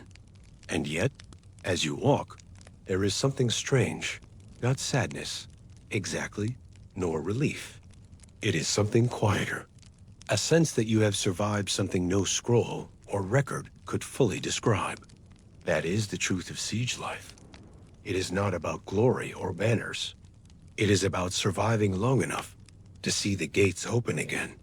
Days after the gates opened, after the final surrender, the castle no longer feels like a place meant for the living. You return once, not as a servant with tasks to complete, but as a curious wanderer allowed briefly back through the broken archways to collect personal belongings, to gather whatever might have been left behind. The air hangs heavy with ash and silence. There are no bustling kitchens now, no voices calling from the battlements, just cold stone, scorched wood, and the slow creak of wind pressing through empty halls. Walking through the ruins, you feel as though you are tracing the edges of a vanished world. Where once there was order and purpose, servants carrying rushes, knights sharpening blades, now there is only stillness. The great hall stands stripped bare, its high windows open to the sky. Snow drifts in through the gaps, dusting the flagstones where grand banquets once unfolded. The banners that hung from the rafters are gone, burned, or torn away. A few charred scraps cling to iron hooks, as though reluctant to let go completely. The chapel, too, is changed. Its stained glass shattered, its altar blackened with soot.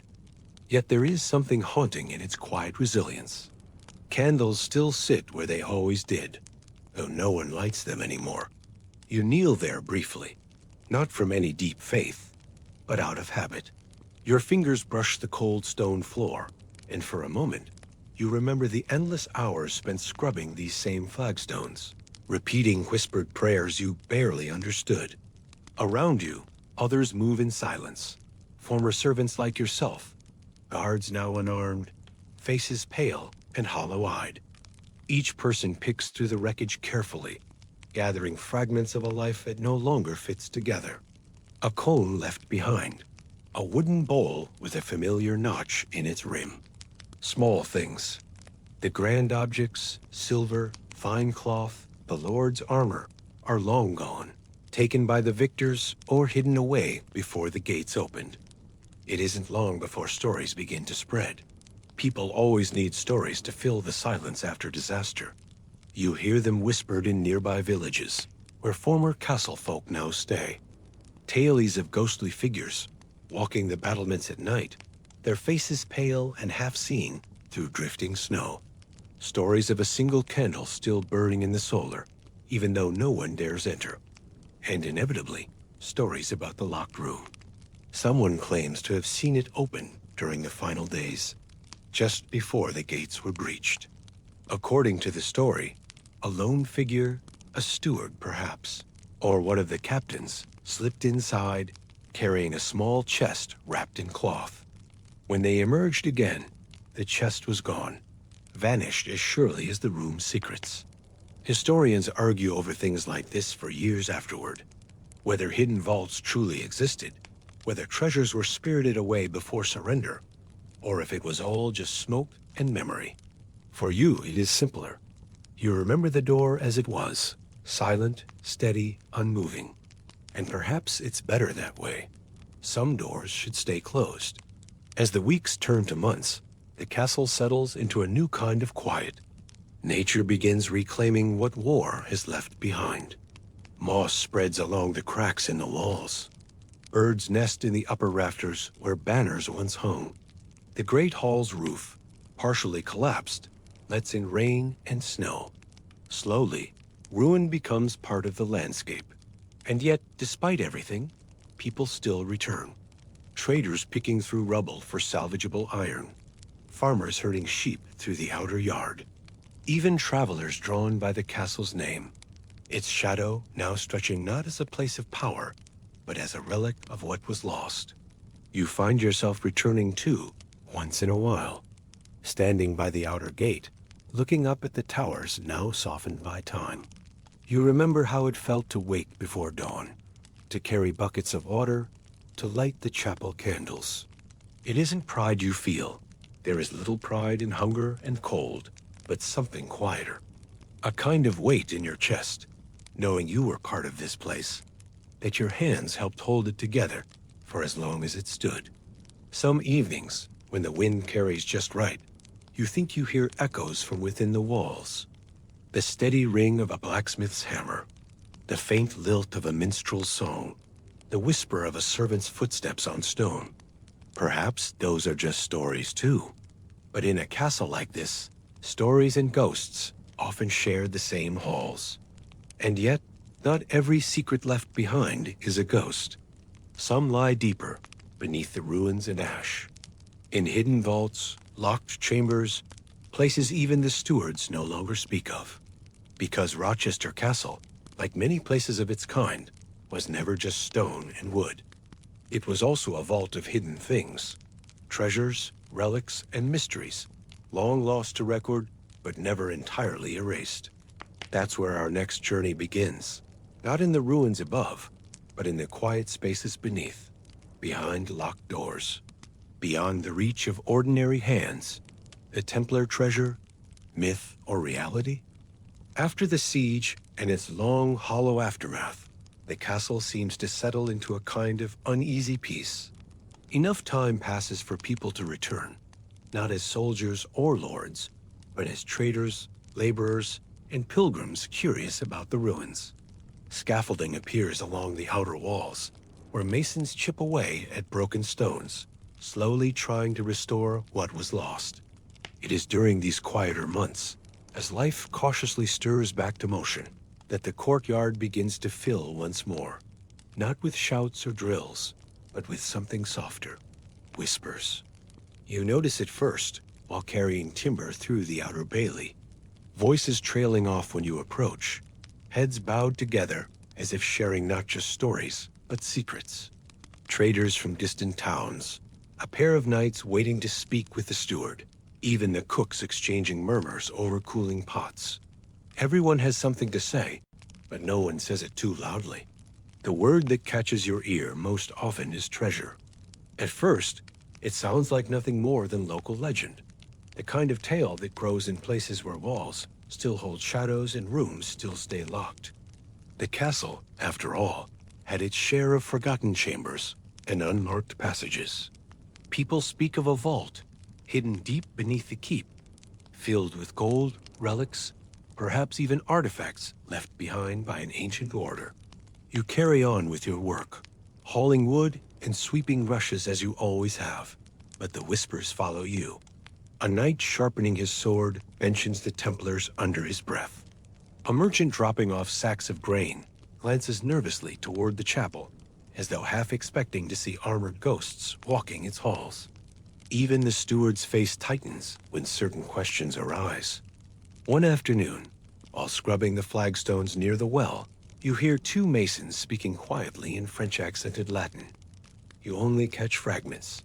Sealed beneath the chapel, orders before the siege, gold hidden beyond reach. You pause, brush in hand, scrubbing a little slower, as though the stone beneath your fingers might give up its secrets too. It's not just idle talk. The castle's layout feeds these suspicions. There are still areas no one can quite account for, spaces between rooms that don't match the official maps, staircases leading to bricked-up walls. You remember the locked room yourself, the one near the solar. Now, standing in the courtyard, watching the sun slide slowly toward the horizon, you feel again that quiet tug of curiosity that never quite left you. Historians debate whether the Templars truly hid treasure in castles like this. Some scrolls mention gold transported under royal guard, relics guarded by silent brotherhoods. But in practice, such claims are difficult to prove. From where you stand, however, the truth feels less important than the fact that so many people believe it might be real. The whispers grow bolder as more outsiders arrive. By late spring, small groups of men, traveling knights, scholars, even royal agents, begin appearing around the keep. They walk the halls slowly, eyes always drifting toward the floors and walls, as though measuring them with invisible tools. More than once, you catch them tapping the stones with the hilts of their daggers, listening for hollow echoes. One morning, before dawn, you pass through the courtyard while fetching fresh water and notice something new. A pair of unfamiliar wagons standing near the stables, covered in heavy cloth, marked with symbols you don't recognize. The guards posted beside them were no house colors, no lord's badge, no kingdom's flag. They are here for something else entirely. That's when the rumors sharpen into something more specific. Not just treasure, not just gold, but Templar treasure. It isn't hard to see why people would tie the castle's silent corners to such stories. The Templars were known for secrecy, for hidden vaults, for wealth said to rival that of kings. Whether they truly left anything here, though, remains another question. One that hangs heavier with each passing day as more strangers arrive, each with the same quiet, focused look in their eyes. You start noticing small changes in routine. The steward, usually so focused on keeping supplies in order, now spends more time speaking with these newcomers. Quiet conversations behind half-closed doors. The head maid, usually concerned only with kitchen stores and rushes, is seen walking the upper corridors late at night, lantern in hand, as though checking on things no one else is meant to see. It's not just the nobles involved either. Fellow servants begin to join the speculation. During evening meals, people talk quietly over bowls of thin stew. One suggests there's a sealed chamber beneath the chapel, bricked up just before the siege began. Another swears she once saw the steward carrying a chest wrapped in red cloth through the lower halls, something that was never accounted for. You listen to all of it, adding each piece to the quiet puzzle growing in your mind. Not because you expect to find the treasure yourself, but because, like everyone else living in the shadows of this rebuilt fortress, you can't help but wonder what truths still lie hidden beneath the stones.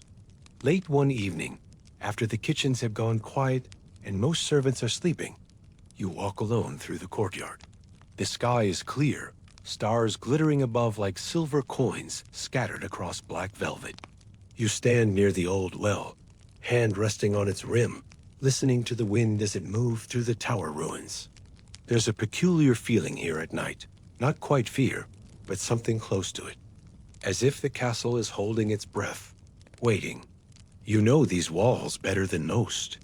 You've carried rushes through every hall, cleaned every floor, and yet there are still places you've never seen. Places where footsteps echo just a little too long, where the air feels colder for no reason. And always, always the whispers. Not from the wind, but from those still awake in the small hours. Knights, traders, stewards, gathered in small circles around guttering torches, trading stories about gold locked away beyond reach, guarded not just by stone and iron, but by silence itself. What lies beneath the castle? Is there truly a vault? Or is it just another story, grown fat on years of hunger and siege and quiet desperation? You don't know yet. But soon, you may have the chance to find out. The castle's quiet rumors build steadily over the passing weeks, but it is not until the first crisp mornings of autumn that those whispers become something tangible. Riders appear at dawn, figures cloaked in white mantles, each marked with the unmistakable red cross.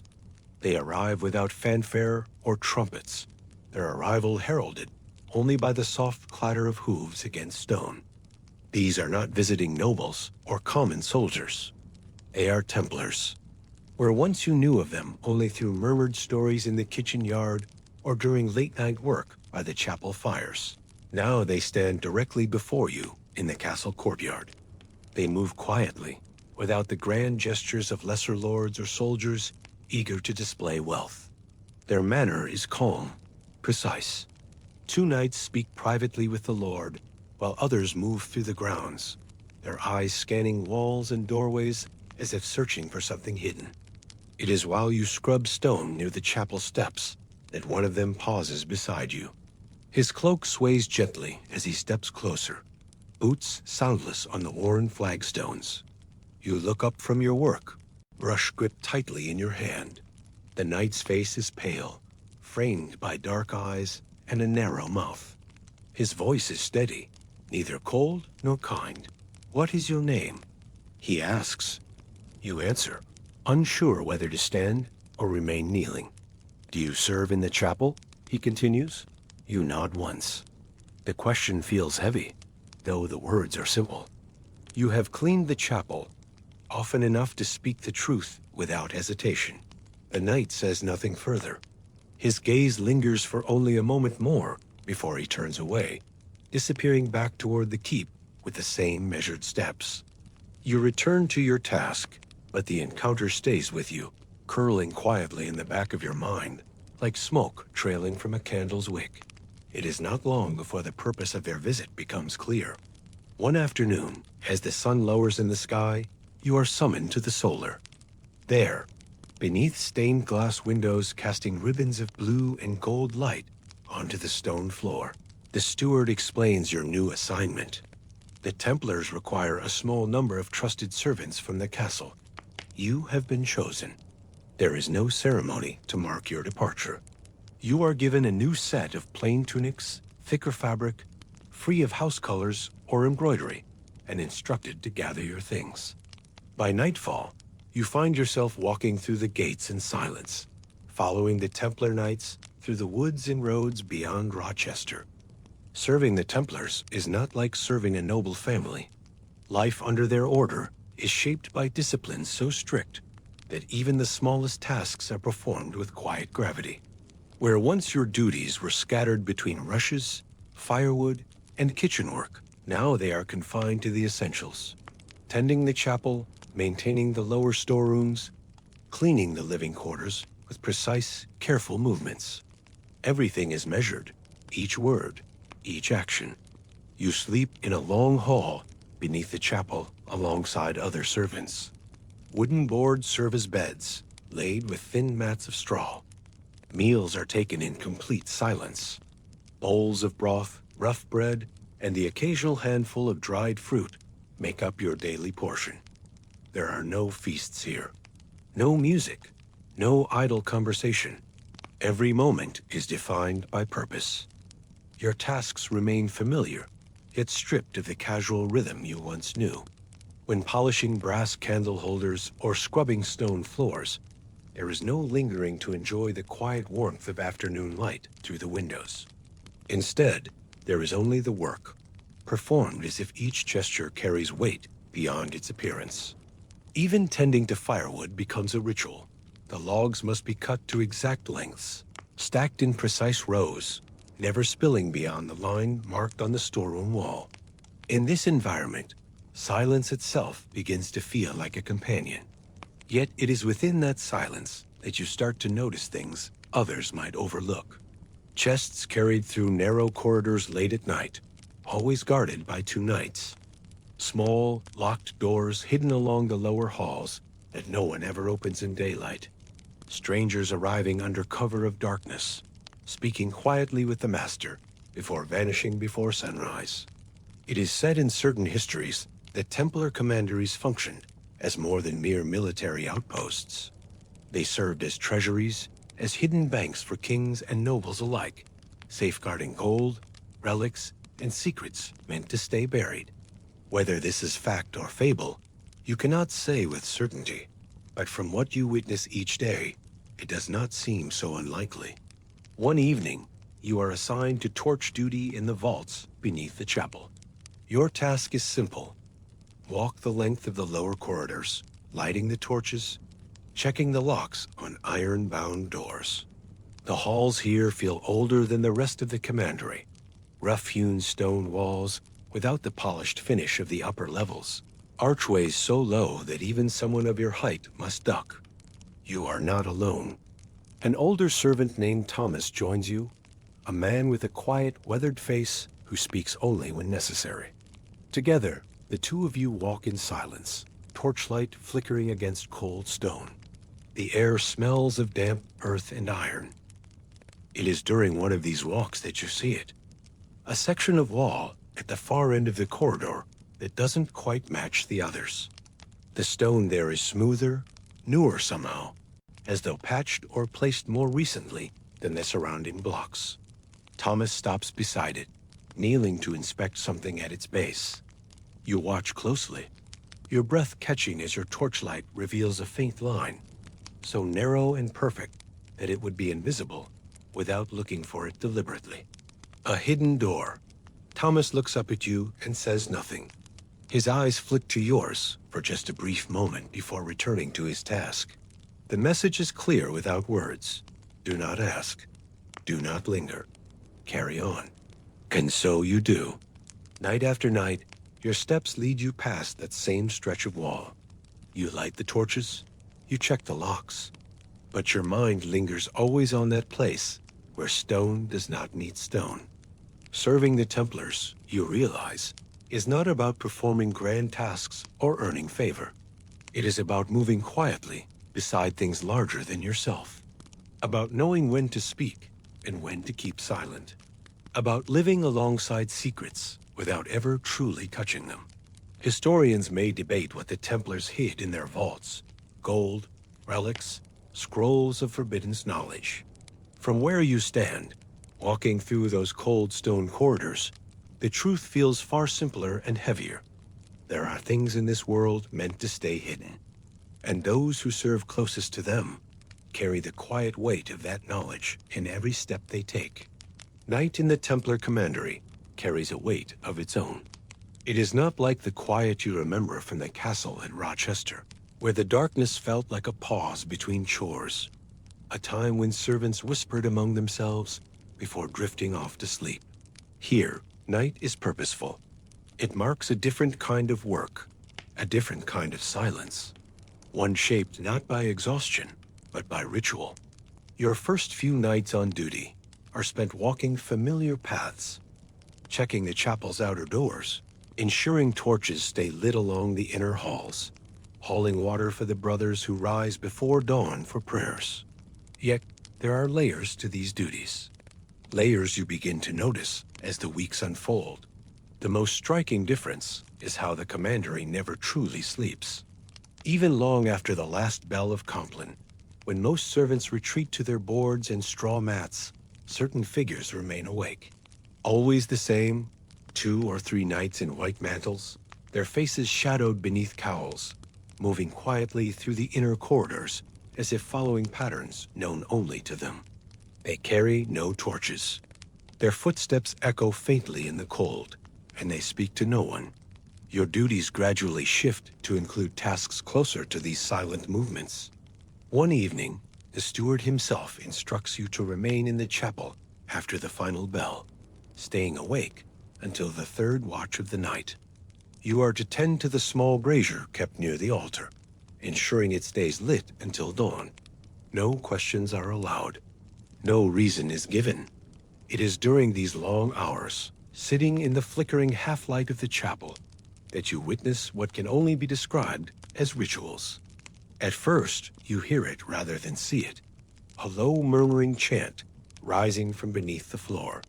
The chapel is built atop vaults, its stone slabs hiding stairways and passages below. You have walked those lower halls before, checking locks, but you have never seen what happens there during the deepest hours of night. One night, curiosity overtakes caution. While tending the brazier, you move toward the stairway behind the altar, careful to keep your steps silent. From the shadows above, you peer down and see them gathered. A circle of knights standing around a small wooden chest placed upon a stone table. Their heads are bowed.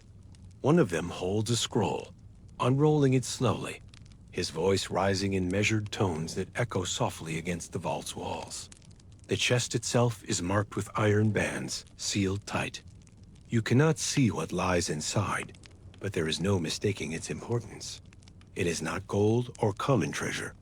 The air feels too heavy, too deliberate. You have scrubbed enough stone floors to know the difference between ceremony and storage. This is not storage. What strikes you most is the stillness of it all. There is no grand display, no flickering torchlight or clanging metal. Just soft chanting, shadows moving like ghosts across stone, and the slow rise of smoke from a single oil lamp placed at the vault's center.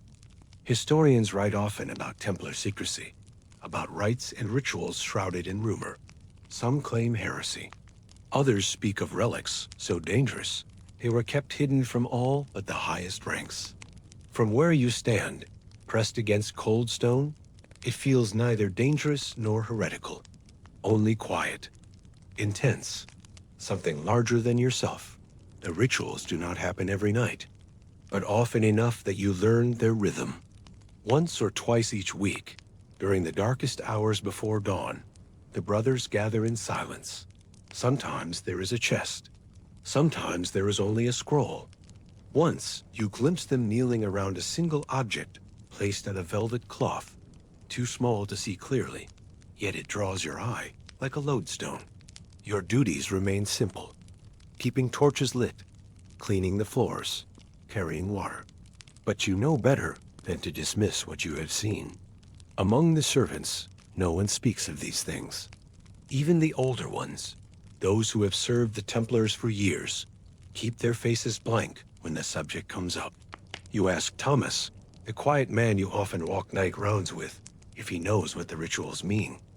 He only shakes his head slowly, eyes never meeting yours. There are things best left unseen, is all he says.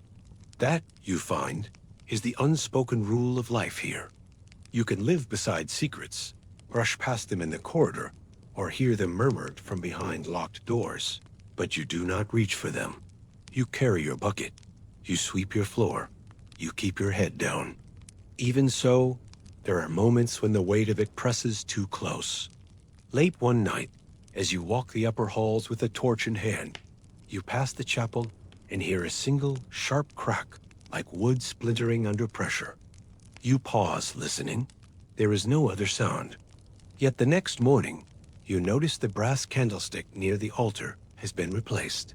The older one, marked with 3 narrow dents along its base, is gone. Small changes, quiet ones. You also notice how certain chests in the storerooms disappear and reappear. Always guarded, always moved under cover of darkness. Once, during an early morning cleaning of the chapel floor, you find a single wax seal pressed into the dust beneath the altar. A circle marked with a cross, half broken, as if it had been peeled from a scroll or chest. You sweep it away without thinking, though the shape stays in your mind long after the dust is gone. Over time, these night duties begin to feel less like chores and more like being part of a living mechanism, one small deer in a much larger machine. The rituals are not for show. They serve a purpose. You may never learn exactly what that purpose is, but you feel its weight every time you kneel in the chapel, every time you walk the vaults. In the quiet before dawn, as the brothers gather for morning prayers, you sometimes stand outside the chapel doorway and listen. The chants rise slowly, filling the cold air with steady rhythm. And as you stand there, you feel a strange peace, not understanding, perhaps, but acceptance. The castle once taught you survival through labor, through endless chores and silent endurance. Here, with the Templars, you learn survival through silence and patience. Not everything hidden must be revealed.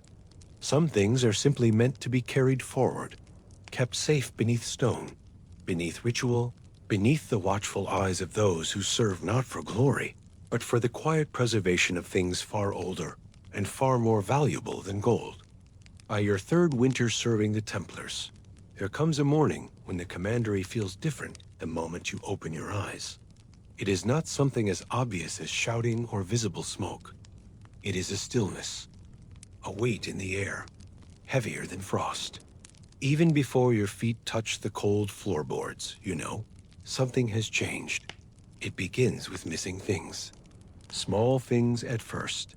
A chest from the lower storeroom that was there 2 nights ago is now gone. The iron lock that once sealed the steward's strongbox has been replaced. Servants whisper about new faces among the knights. Strangers with the red cross who speak little, stay only briefly, and vanish before dawn. You are sent down to the vaults twice in a single morning. First to carry fresh torches, then to fetch a bucket of water from the inner cistern. Both times, the guards posted at the lower passageways look tighter-lipped than usual. One of them blocks the staircase leading to the sealed chambers beneath the chapel, hand resting on his sword as he watches you pass. By the end of the day, it becomes clear that something larger is underway. You overhear it first while bringing clean linen to the steward's room. 2 knights stand in the hallway, their voices low. One says, "It's already gone. The master ordered it removed last night." The other replies, "The eastern route?" And though the first only nods, the look they share is sharper than any spoken word. When the steward himself calls you later to help carry crates to the courtyard, you understand. The crates are small, but heavier than their size suggests. Iron-bound, sealed with wax, marked with unfamiliar symbols instead of names. You recognize one from a memory half forgotten, the seal you once found pressed into the chapel dust. The crates are loaded onto wagons, plain ones without decoration. No banners, no household colors. The wheels creak quietly as they roll out through the main gate, guarded by mounted knights in full armor. There is no announcement, no farewell, just the quiet disappearance of something too valuable to remain.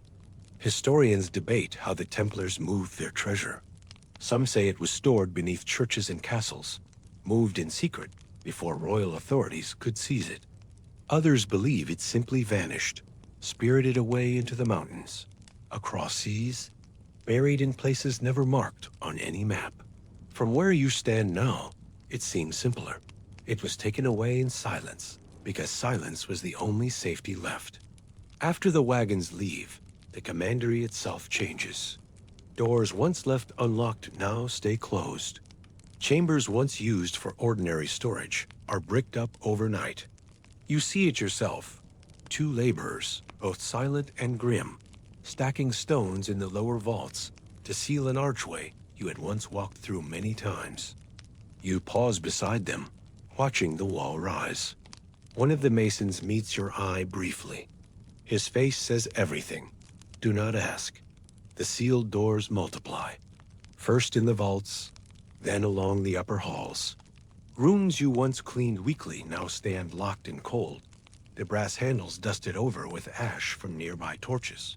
You are given new routes for your chores, smaller, simpler ones that lead you away from these places. And yet, the weight of it follows you. Each night, while tending the chapel brazier or sweeping the outer halls, you find yourself glancing toward those sealed doorways, wondering not just what lies behind them, but why now? Why this winter? One evening, as snow drifts down through the open cloister arches, Thomas walks beside you on night rounds. His face is even quieter than usual, his steps measured. You ask him what's happening, not directly, but close enough. You mention the wagons, the sealed vaults, the locked doors. For a moment, you think he won't answer. Then, very softly, he speaks. The gold is gone, moved, hidden, sealed away before they come. You ask who he means, but he does not explain. His silence carries more weight than any answer could. That night, while lying awake on your straw mat beneath the chapel, you hear it again, the soft echo of chanting from below. You rise quietly, slipping from your bed, and move toward the upper hallway. The door to the chapel is open just slightly. From there, you see them. A final ritual. Fewer knights this time. Only 5 gathered around the altar. The chest is gone now, replaced by nothing more than a single candle burning in the center of the stone floor. Their voices rise and fall like the tide, steady and measured. You stand there without moving until the candle flickers once and goes out. The next morning, everything feels quieter still. The commandery continues as if nothing has changed. Chores resume. Meals are served in silence. Yet beneath every step, there is the knowledge that what was once kept here is no longer within these walls. And as the weeks pass, new orders arrive. Some knights leave entirely. Others arrive to replace them, but not as many. The halls grow emptier. The sealed doors remain, growing colder and dustier as time carries forward. By the time spring finally begins to thaw the snow from the outer walls, you realize something important. This place is no longer what it was. The gold is gone. The relics, whatever they were, have vanished into the world beyond. And all that remains now are stones, rituals, and silence. That is the final lesson of service here. Not every treasure is meant to be found. Some things are hidden so completely that even those who carried them once do not know where they have gone. And as you carry your torch through the quiet halls each evening, passing sealed doorways and bricked-up archways, you carry that silence with you, step by steady step. It is late summer when the first riders appear again. Not Templars this time, but soldiers in dark wool cloaks, bearing the royal crest on their sleeves. They come not at dawn, like the white-mantled knights, but in the full light of midday, their approach raising dust along the road that leads up to the commandery gate. From the servants' quarters, you hear the metallic clatter of their arrival before you see them. Iron-rimmed wheels, polished helmets catching the sun, banners flapping stiffly in the dry wind. The sight sets something cold moving in your stomach. These are not messengers, not traders or pilgrims. You recognize the weight in how they sit their horses, in the silence between their words. These are the king's men. No horn is blown, No formal greeting exchanged. Instead, the master of the commandery steps out to meet them in the yard. His cloak moves slowly as he walks, but there is no hesitation in his step. You pause in your work, hauling fresh rushes from the storehouse, just long enough to see the two groups meet. The leader of the royal men is easy to pick out. His armor is finer, his cloak deeper in color, trimmed with silver thread. From where you stand, you can hear only pieces of their conversation. Words like inspection and orders drift across the courtyard like falling leaves. You have seen Templar rituals kept secret in the vaults, have walked past sealed doors without speaking a word. But this feels different. This is not silence within the order. This is pressure from outside. The king's men do not leave.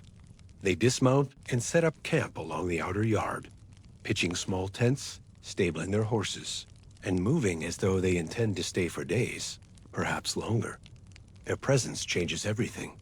The quiet routines you have grown used to, the endless sweeping, carrying, polishing, are replaced with something tighter, more watchful. Where before you moved freely through most of the commandery's outer halls, now there are guards at the doorways, knights posted at intersections that once needed no oversight. The servants feel it too. You catch glances between the others as you carry water to the kitchens. No one speaks directly of the gold or the sealed vaults, but everyone knows why the king's men are here. Not for prayers, not for trade. They are here for what they believe remains hidden beneath these stones. You notice that even among the Templars, voices grow quieter. The brothers keep to themselves, now more than ever. Some seem to vanish entirely. Men you have seen every day in the chapel now sit absent at morning prayers. New faces appear, strangers with the same white mantles, but different accents, quieter, sterner. One morning, while tending to the torches along the upper corridor, you are stopped by one of the royal soldiers. His gloved hand closes over your shoulder, and his voice is sharp, but not unkind. What do they keep locked down below? He asks, his face partially hidden beneath his helmet's brim.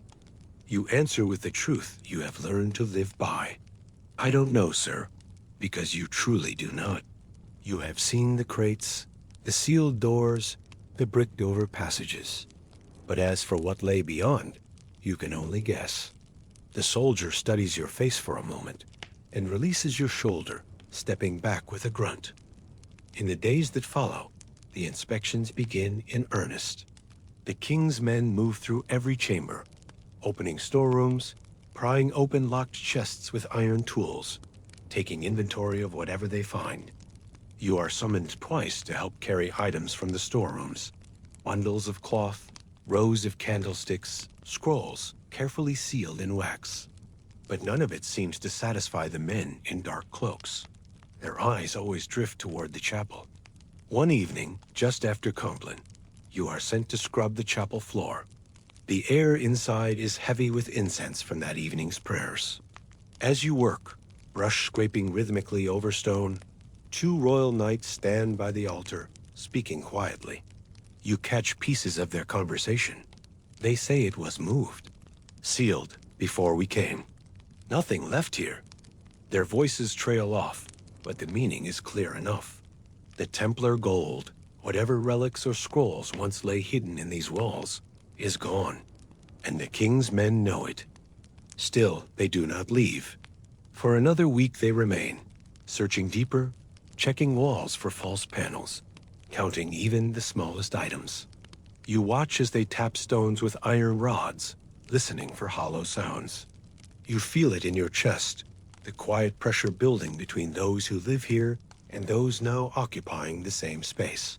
There is no violence, no shouting or drawn swords, only an unspoken tension that stretches so tight it hums in the very air. The servants walk more carefully. The Templar brothers speak more softly. Even the horses in the stables seem to move with less noise. Historians debate the moment when royal authority truly turned against the Templar order, whether it was sudden or gradual, marked by single events or slow erosion. From where you stand, it feels like both. A storm that has already broken somewhere else, now rolling slowly toward you, its weight growing heavier with each step. Late one night, as snow begins to fall in thin drifts, you find yourself walking alone along the upper parapet. Below, in the courtyard, the king's men stand in clusters around their fires. Their banners ripple stiffly in the wind, dark against the stone walls. And in that moment, you understand something very clearly. The sealed doors below may never be opened again. The vaults may remain bricked over for years, decades, even. But the search will not end here. The treasure has vanished, but the king's men will follow its trail wherever it leads. You press your hand against the cold stone, feeling its rough edges beneath your fingertips, and wonder how long these walls can keep their secrets. Long after the king's men have come and gone, after their wagons have rolled away down the same roads once used to carry sealed crates and silent treasures, the commandery settles into a stillness deeper than before. The halls feel quieter, the stone itself colder. Yet there is no sense of relief, no celebration. What lingers instead is a kind of hollow space, like breath held too long and then forgotten. You return to your duties because there is nothing else to do. Sweeping the chapel floors, hauling firewood from the lower stores, tending torches along the night corridors. The routines feel thinner now, as if stripped of some essential weight. Where before each task was performed beside the steady hum of hidden importance, locked rooms, sealed vaults, whispered rituals, now only emptiness follows your steps. The sealed doors remain, bricked up, silent, their edges marked faintly with dust that no one bothers to sweep away anymore. You pass them every evening on your rounds, torchlight flickering against rough mortar lines, and feel the same quiet pull in your chest as before. But now you know with certainty that nothing will pass through them again. The gold is gone. The relics, whatever they were, vanished beyond these walls. Still, you wonder if all of it truly left. One night, walking alone through the outer corridors, you pause beneath the chapel's arched entryway. The moon casts pale light across the floor, picking out patterns in the worn stone. As you stand there, listening to the wind stirring through the open cloister arches, you notice a shape. A small iron ring set into the flagstone, half hidden beneath dust. You kneel, running your fingers over it. It does not move, sealed tight by age and silence. But it marks something, a memory left behind, perhaps, or a doorway never meant to be opened again. In the days that follow, you begin to see other signs. A single candle left burning in an upper window, long after prayers have ended. A fragment of wax seal stuck to the underside of a bench. A whisper in the halls, not from servants or knights, but from the stone itself. Historians speak often of places that carry memory in their walls, of echoes that linger not as ghosts, but as quiet imprints. And here, walking these halls, you begin to believe it. The Templar's gold may have vanished. The king's men may have searched every storeroom, cracked every locked chest they could find. But what remains in the shadows is not treasure. It is something quieter, the shape of things left unsaid, the weight of rituals repeated, long after their original purpose was forgotten. The steady, deliberate silence of those who keep watch, even when there is nothing left to guard. You find yourself drawn more and more to the chapel in these late weeks, not just for cleaning or lighting torches, but simply to stand there, alone, beneath the flickering candlelight. You run your hand along the stone walls, remembering the hours spent here polishing brass and sweeping ash. And as you listen, you hear it again. Faint footsteps in the lower vaults. A whisper of cloth brushing against stone. You never follow. You never look too closely. Because now, after all this time, you understand. Some things are meant to remain in the shadows, not because they are dangerous, but because they belong there. Hidden not from fear, but from the simple truth that not all things need to be seen to be real. One evening, just as autumn begins to creep in again, you stand at the chapel door, and glance back toward the courtyard. The setting sun paints the stones in pale gold, shadows stretching long across the flagstones. You know now that this place will never be as it once was, neither as a fortress nor as a treasury, but it will endure in its own quiet way. And as you turn away from the chapel, your thoughts shift slowly toward another familiar rhythm, the rhythm of life in a castle beyond the Templars. Because beyond locked vaults and vanished treasure, there are still grand halls waiting to be filled, kitchens that echo with the sound of knives on wood, banquets served beneath painted ceilings, alliances forged not in gold, but in wine, bread, and whispered words beneath torchlight. It is there, in those grand halls, that the next part of the story waits. Where roasted peacock is served on gilded platters, minstrels play long into the night, and beneath every feast hides another silent bargain. Morning arrives long before the sky shows any hint of light. You wake to the muffled clatter of pots and the sharp crack of wood being split in the kitchen yard, the sounds rolling like slow waves through the stone halls. Today is not an ordinary day. Today, there is a banquet. Not a simple gathering or a feast for the household alone, but a full display. A gathering of nobles, visiting lords and ladies, captains, and foreign guests. You rise from your straw mat with stiff limbs, pulling on a tunic already marked with yesterday's ash and flour dust. The air smells thick with wood smoke and something sharper, herbs crushed underfoot, onions sliced open in quick, practiced motions. Even before your boots hit the flagstones, you know exactly what kind of day it will be. Endless, bone-tiring, and brimming with quiet urgency. The kitchens become the heart of everything before dawn. Fires roar in the great hearths, heat rolling in waves that sting your cheeks even from across the room. Bread ovens already glow with embers, their mouths yawning wide like great stone beasts. Servants move in tightly controlled chaos, arms full of loaves, baskets of greens, buckets of ale hauled from the cellars. There is no idle chatter now. Each person knows their task and clings to it. You begin where you always do, fetching water. Trip after trip from the cistern, bucket handles digging into your palms until the skin feels raw. There is no pause between loads. The castle consumes water faster than it can be carried.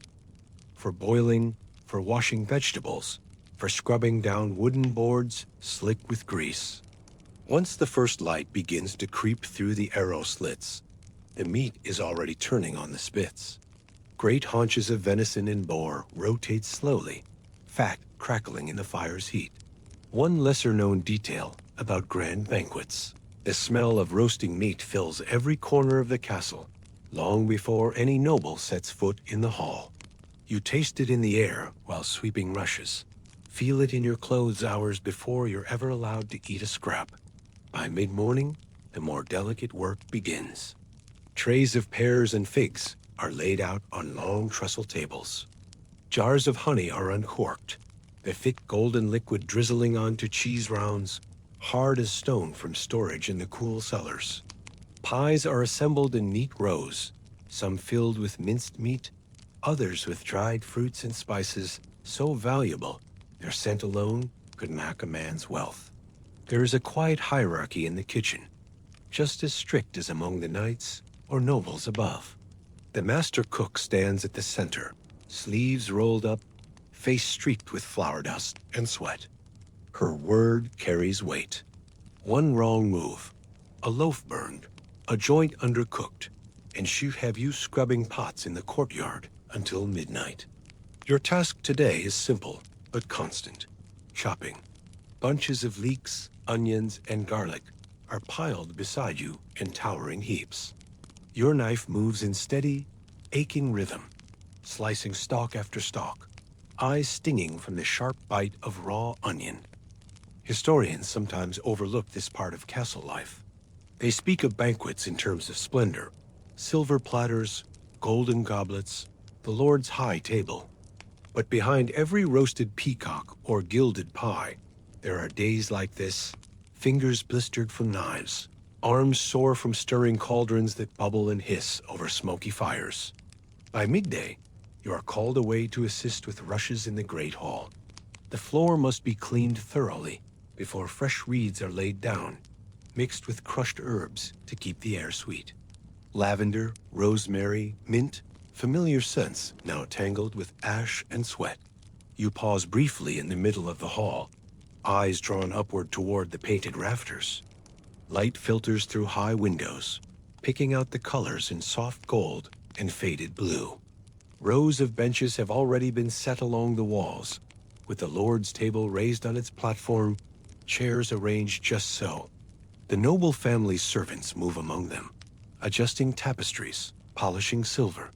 You keep your head down, sweeping carefully, feeling the difference between your world and theirs in the quiet weight of each step. Toward late afternoon, the pace sharpens again. Final dishes are assembled, roasted birds layered with gilded pastry, thick sauces stirred in pots, larger than some children. The minstrels arrive, lutes slung across their backs, quiet laughter trailing behind them as they're shown to a corner near the dais. You glimpse their bright-colored tunics and feel that same quiet divide. They are guests of a kind, halfway between servant and noble.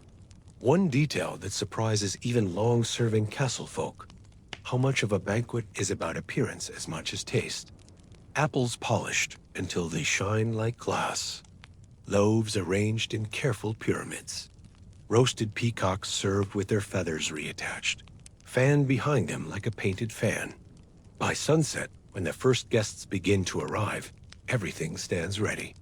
You feel the ache in your arms, the tightness in your legs, but there is no pause yet. Now comes the part that requires even greater care: serving. You stand with the others along the edge of the great hall, trays balance on outstretched hands, waiting for the steward's signal. Nobles sweep past you in gowns and cloaks trimmed with fur and silk, faces flushed with the last golden light of evening.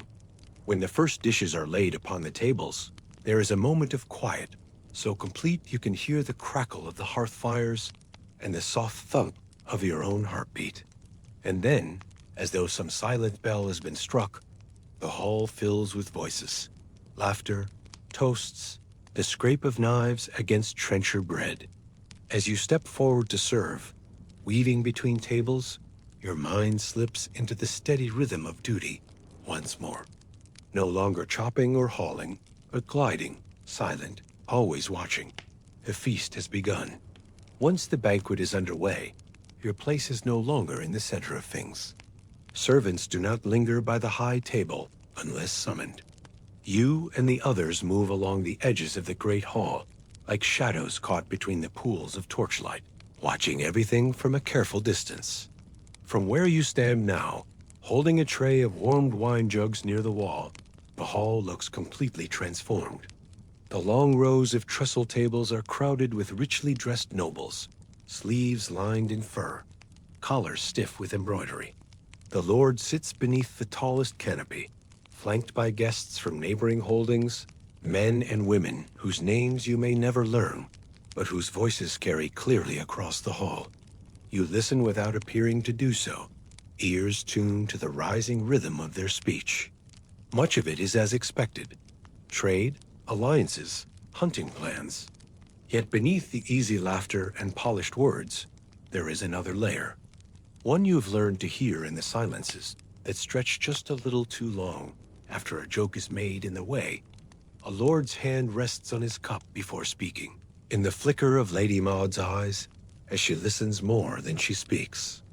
This is what it means to see the hall from the shadows, understanding that a banquet is never just a meal. It is a theater. Each gesture, each smile, each carefully placed dish is part of a quiet game where alliances are forged or broken. You watch as messengers slip folded notes beneath trenchers of bread, as guards change their posts near the door, not randomly, but by deliberate arrangement. There is also a particular kind of beauty to witness from this place. The tables gleam with dishes you helped prepare earlier, silver platters piled high with roasted birds, bowls brimming with honeyed nuts and dried fruits. Candles flicker in iron stands along the walls, their light dancing in waves across the faces of the gathered lords and ladies. Minstrels play quietly from their place near the dais, lutes and small pipes weaving a steady backdrop of sound that smooths the edges of every conversation. Most guests forget the servants are there at all. That is part of your role, to be unseen yet always present, ready when a cup is emptied, when a trencher needs replacing, when a dropped knife must be quietly retrieved before a lord even notices. Your feet move in steady rhythm along the flagstones, weaving between benches and tables without pause. One lesser-known detail: many alliances and disputes among nobles were not settled in war halls or council chambers, but right here in places like this. Over goblets of wine, beneath the slow turn of roasted boar, through gestures and glances, invisible to anyone not watching closely. From your position, watching becomes second nature. You see who speaks first, who waits until their cup is filled before responding, who leans in too close, and who sits just far enough back to signal caution. And yet, there is a gentler side as well. Between all the measured politeness and political weight, there are flashes of something simpler. A lady laughing too loudly at a poor minstrel's joke. A young squire fumbling his goblet and flushing red to the tips of his ears. Even the lord himself, leaning back for a brief moment with a genuine smile as he watches the hall fill with life. As the night stretches on, the tasks grow quieter. After the main courses are served, fewer trays pass through your hands. Now it is mostly wine and ale, carried in heavy jugs from the kitchens, refilled in a slow circuit that takes you past the tables again and again. The warmth from the fires and so many bodies makes the air thick with heat and scent. Wood smoke, roasted meat, wine spiced with cloves and cinnamon. You pause briefly at the back of the hall, standing in the shadow of one of the great wooden columns. From here, the entire room spreads out before you, lit in golden light, alive with voices and movement. Yet, beyond the obvious, there is always something more. You catch sight of a servant moving with too much purpose toward a lesser noble's chair. A glance exchanged between two knights near the exit. These are the kinds of things a servant learns to notice. The invisible lines running beneath the surface, connecting everything quietly. Historians write about banquets as grand displays of power and wealth, but they rarely speak of how much was seen by those standing in the shadows. How many quiet arrangements were witnessed by a servant holding a jug or sweeping rushes after midnight? How many secrets were carried not in scrolls, but in memory, woven into the fabric of those who served? As the final course is cleared, minstrels begin to play slower, softer songs. The guests lean heavier against the tables, faces flushed from wine, voices slower, thicker. Now comes the time when things happen more freely. Hands resting where they shouldn't, whispers growing bolder, small arguments flaring, and then smoothing out as quickly as they arose. You keep moving, quieter now. Your footsteps echo less against the flagstones, blending with the music, with a gentle murmur of wind slipping through the high windows. At last, the steward raises his hand, a quiet signal known only to the staff. The main service is complete. Plates cleared, final jugs poured, the grand hall left to its slow unwinding. Now begins the quieter work, clearing the remains, sweeping away the rushes and dropped crusts, washing the platters. But even as you gather the first of the empty trenchers, your mind lingers on everything witnessed tonight. Because while the nobility drift away to their private chambers, while the musicians pack away their lutes and the torches burn lower along the walls, you know, the true life of the castle is not written on banners or carved in stone. It lives here in these nights, in the quiet footsteps and careful eyes of those who serve, not seen, yet always present.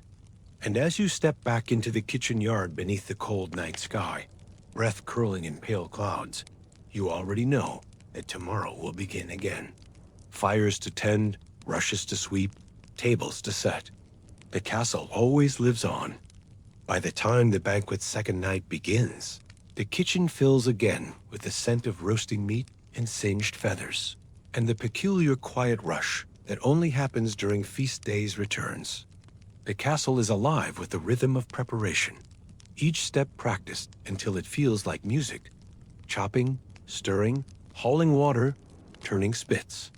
And tonight, unlike the simpler meals meant for cold winters or tired soldiers, the dishes being prepared are less about feeding the hungry and more about sending a message. The centerpiece of that message is the peacock. You first see it laid out on the long wooden board in the upper kitchen, feathers carefully set aside in a linen bundle, claws folded beneath its body as if it were still alive. It is not an ordinary bird. Even before it's cooked, its size alone sets it apart, twice as large as any duck or goose, with gleaming blue-green plumage that servants handle with quiet care. It takes 2 men just to move the body from the butcher's block to the roasting bit. Roasted peacock is not about taste. That is something servants always know, even as they rub the skin with layers of oil, spices, and honey. The meat itself is tough, dry if cooked too long. What matters is the spectacle. A whole bird roasted until golden, then dressed again in its own brilliant feathers, its tail fanned wide as if caught mid-strut, wings propped just so. As the cooks work, you help carry trays of lesser birds to the lower halls. Swan, heron, even a small crane. Each one is treated like a puzzle. First roasted, then dressed in layers of gilded pastry, or set upon dishes surrounded by bright fruits, pomegranates, figs, apples polished until they shine. One lesser-known fact is that castles kept flocks of these birds not just for food, but specifically for show. It wasn't unusual for a noble household to maintain its own collection of peacocks and swans, fattening them up purely to impress visiting guests during feasts like this one. By midday, the kitchen heat becomes almost unbearable. You stand at the edge of the spit, sweat running down your back in thin rivers, face flushed from the flames. Your task today is brushing the birds as they turn, using a long reed brush dipped in a mixture of wine, honey, and herbs. This not only keeps the skin from drying, but leaves a rich glaze that catches the candlelight when the dish is finally served. Every servant learns the small rituals that come with these oddities. For the peacock, once roasting is complete, the feathers are carefully stitched back onto the skin while it's still warm. Fine wires and pins hold everything in place.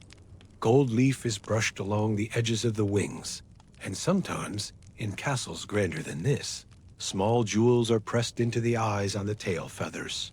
You catch sight of the steward, inspecting the final assembly himself. His usual sharp voice is quieter now, focused entirely on the curve of the feathers, the positioning of the claws. This is not just food. It is a statement. And the peacock is only the most obvious of these peculiar dishes. In the corner, one cook assembles a pie layered with minced fish and dried fruits, 2 flavors that seem mismatched until they are blended with spiced wine and saffron. Another servant is busy grinding almonds into a paste for marchpane, shaping it into tiny castles and animals, each painted with natural dyes, green from parsley, red from beetroot. At the far end of the kitchen, a barrel of eels waits, live, writhing in water dark as ink.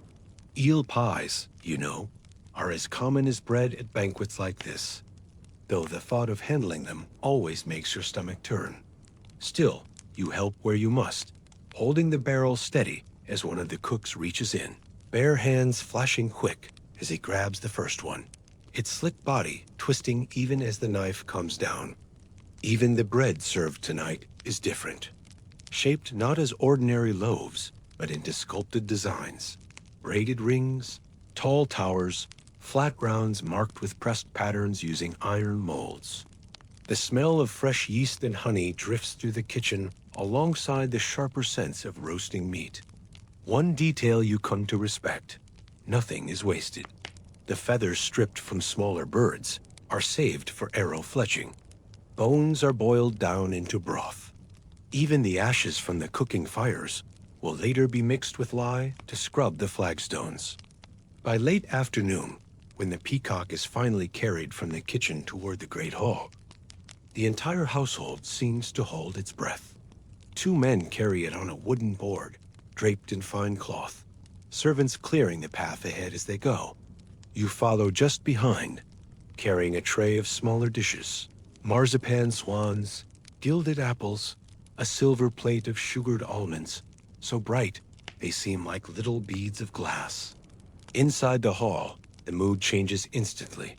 Conversations soften. Nobles lean forward. Minstrels pause their playing. You place your tray where directed and then step back into the shadows, blending into the line of servants already gathered along the walls. From there, you watch the procession reach the Lord's table. The peacock is set down carefully, feathers shimmering beneath the flickering torchlight, its long tail spilling across the cloth like liquid gold and green.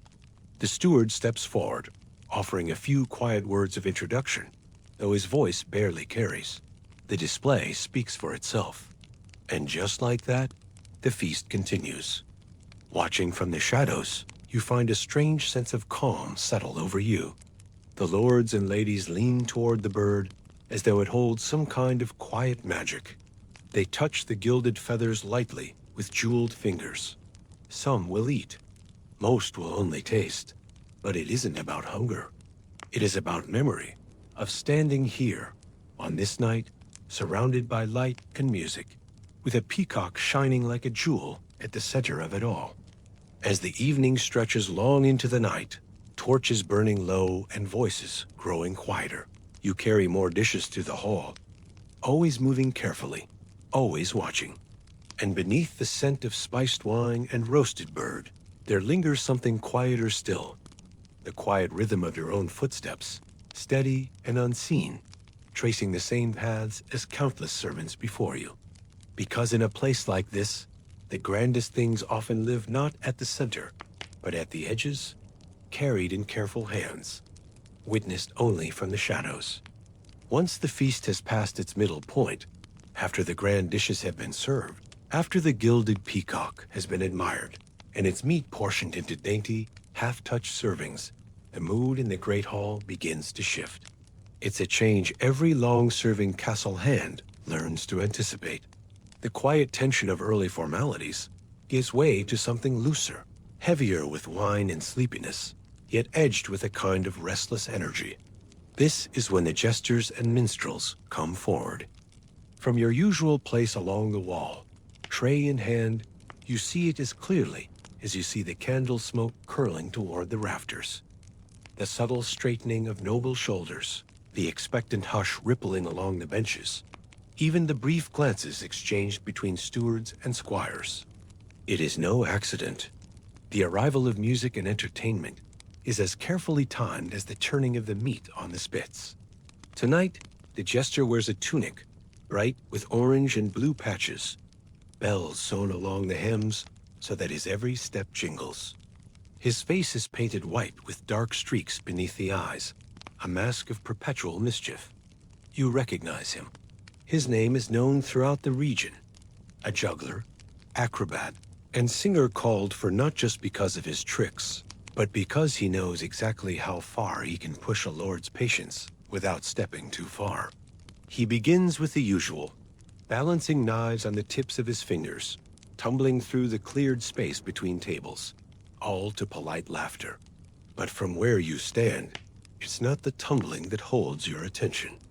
It's the way his eyes flick, sharp as any steward's, always scanning, watching the faces of the nobility with a kind of quick, quiet intelligence that no one else seems to notice. One lesser-known fact about jesters in grand households: they were more than entertainers. Often, they served as informants, trusted by the lord not just to amuse, but to listen. To hear the things spoken after wine had loosened a noble's tongue, and then to carry that knowledge quietly back to the right ears. You watch now as the jester's act turns more deliberate. His juggling gives way to song, a soft melody on a small harp carried under one arm.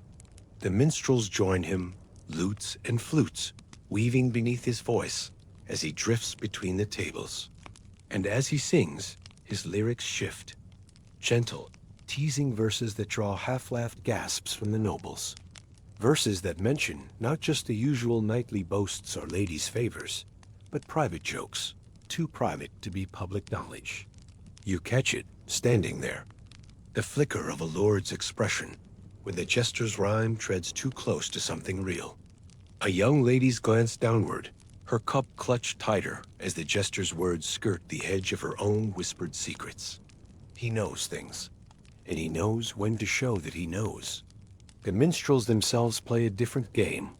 Officially, they are there to provide music, filling the hall with easy background sound.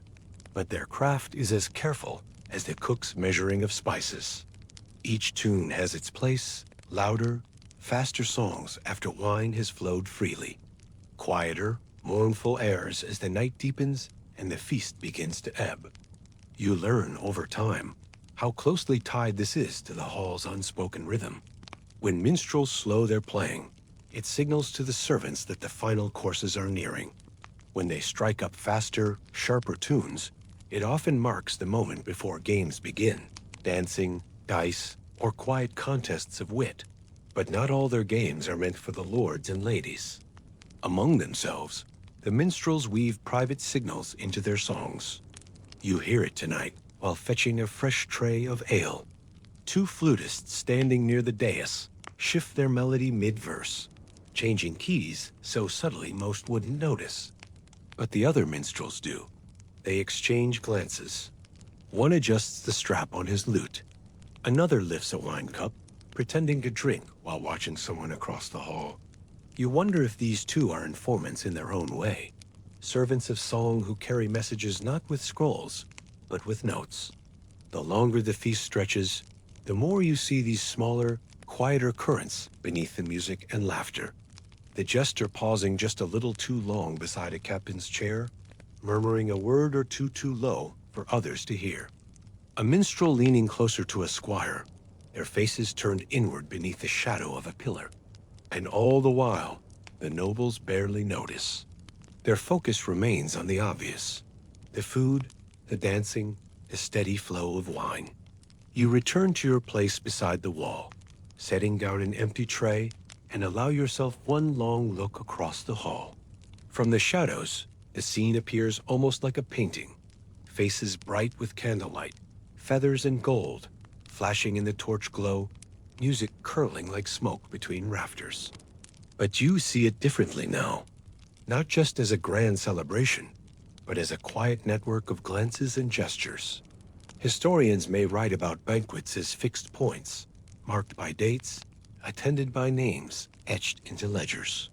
But those ledgers rarely mention the jester's whispered jokes that carried more weight than proclamations, or the lute's altered melody that signaled the end of an unspoken deal. And standing here, among the rushes and the flickering torchlight, you carry that knowledge with you, the understanding that not every game played in the great hall is for public eyes. Some remain hidden, carried in songs and laughter, beneath painted masks and gilded feathers. Tomorrow, the hall will be cleared, the rushes swept away, the minstrels paid and sent on their way. But tonight, in these hours before dawn, the castle lives in a different kind of balance. Part feast, part quiet theater, all of it witnessed only by those who stand quietly in the shadows. By the third night of feasting, the faces at the high tables start to blend together, but the weight behind each glance and each goblet lifted grows heavier. The great hall may echo with laughter and music, but behind the surface, there is something more deliberate moving. You feel it as you pass between tables carrying jugs of wine and trays of fresh bread. Every step sharpens your sense of what is really unfolding. You notice first that the steward spends more time standing beside the Lord's table, not because the courses need adjusting, but because conversations tonight have shifted. The words spoken now lean lower, quieter, bent beneath the drone of minstrels playing another slow air. The nobles are no longer speaking only of hunting or trade. Their voices carry just enough for you to catch certain phrases, borders, banners, debts owed. One lesser-known truth about castle banquets: they are as much councils as celebrations. Alliances formed in candlelit rooms often begin with a shared cup, a folded note passed beneath a trencher of bread. And tonight, there are more cups raised than usual, more private exchanges that seem to carry more than simple pleasantries. From the shadows along the wall, you watch carefully. A noblewoman from the northern counties leans close to a visiting knight, her gloved hand resting lightly on his wrist in a gesture meant to seem casual. Yet the look she gives him holds something sharper than flirtation. A message, perhaps. You know enough by now to spot these things. Near the Lord's table, two captains seated side by side speak in tones so low their words barely stir the air. Yet their hands move in quiet rhythm, fingers tracing patterns on the edge of the table, signaling each other with gestures you've seen before. It is not unlike the hand signals used by kitchen staff to coordinate tasks in the heat of preparation. But here, those silent signs mean something else entirely. The goblets themselves play a role in these unspoken dealings. You see it clearly now. Who lifts their cup first, who waits, who drinks deeply, and who leaves wine untouched as a subtle message. A full goblet refused is a kind of quiet protest. A goblet raised and emptied in a single motion can seal an agreement more surely than any scroll. You pass close enough to overhear small fragments, names, places, phrases wrapped in careful language. The lands east of the river, a matter of honor. The agreement must be witnessed. Always veiled, always wrapped in the kind of vague courtesy that means everything to those involved and nothing to the casual listener. But of course, you are not a casual listener. You are a servant, and servants see more than they speak. Near the side of the hall, a small group of lesser lords gathers beneath one of the tall, arched windows. No minstrels play here. No torches burn too close. Their voices are steadier, faces shadowed. You recognize one of them as a man who arrived only yesterday, his coat marked with a faded crest from a distant borderland. His name is not often spoken aloud, yet here he is now, leaning close, murmuring quietly with two others. You know without needing to ask, these are not just casual conversations. These are hidden alliances forming right in front of you. You also see how the steward watches.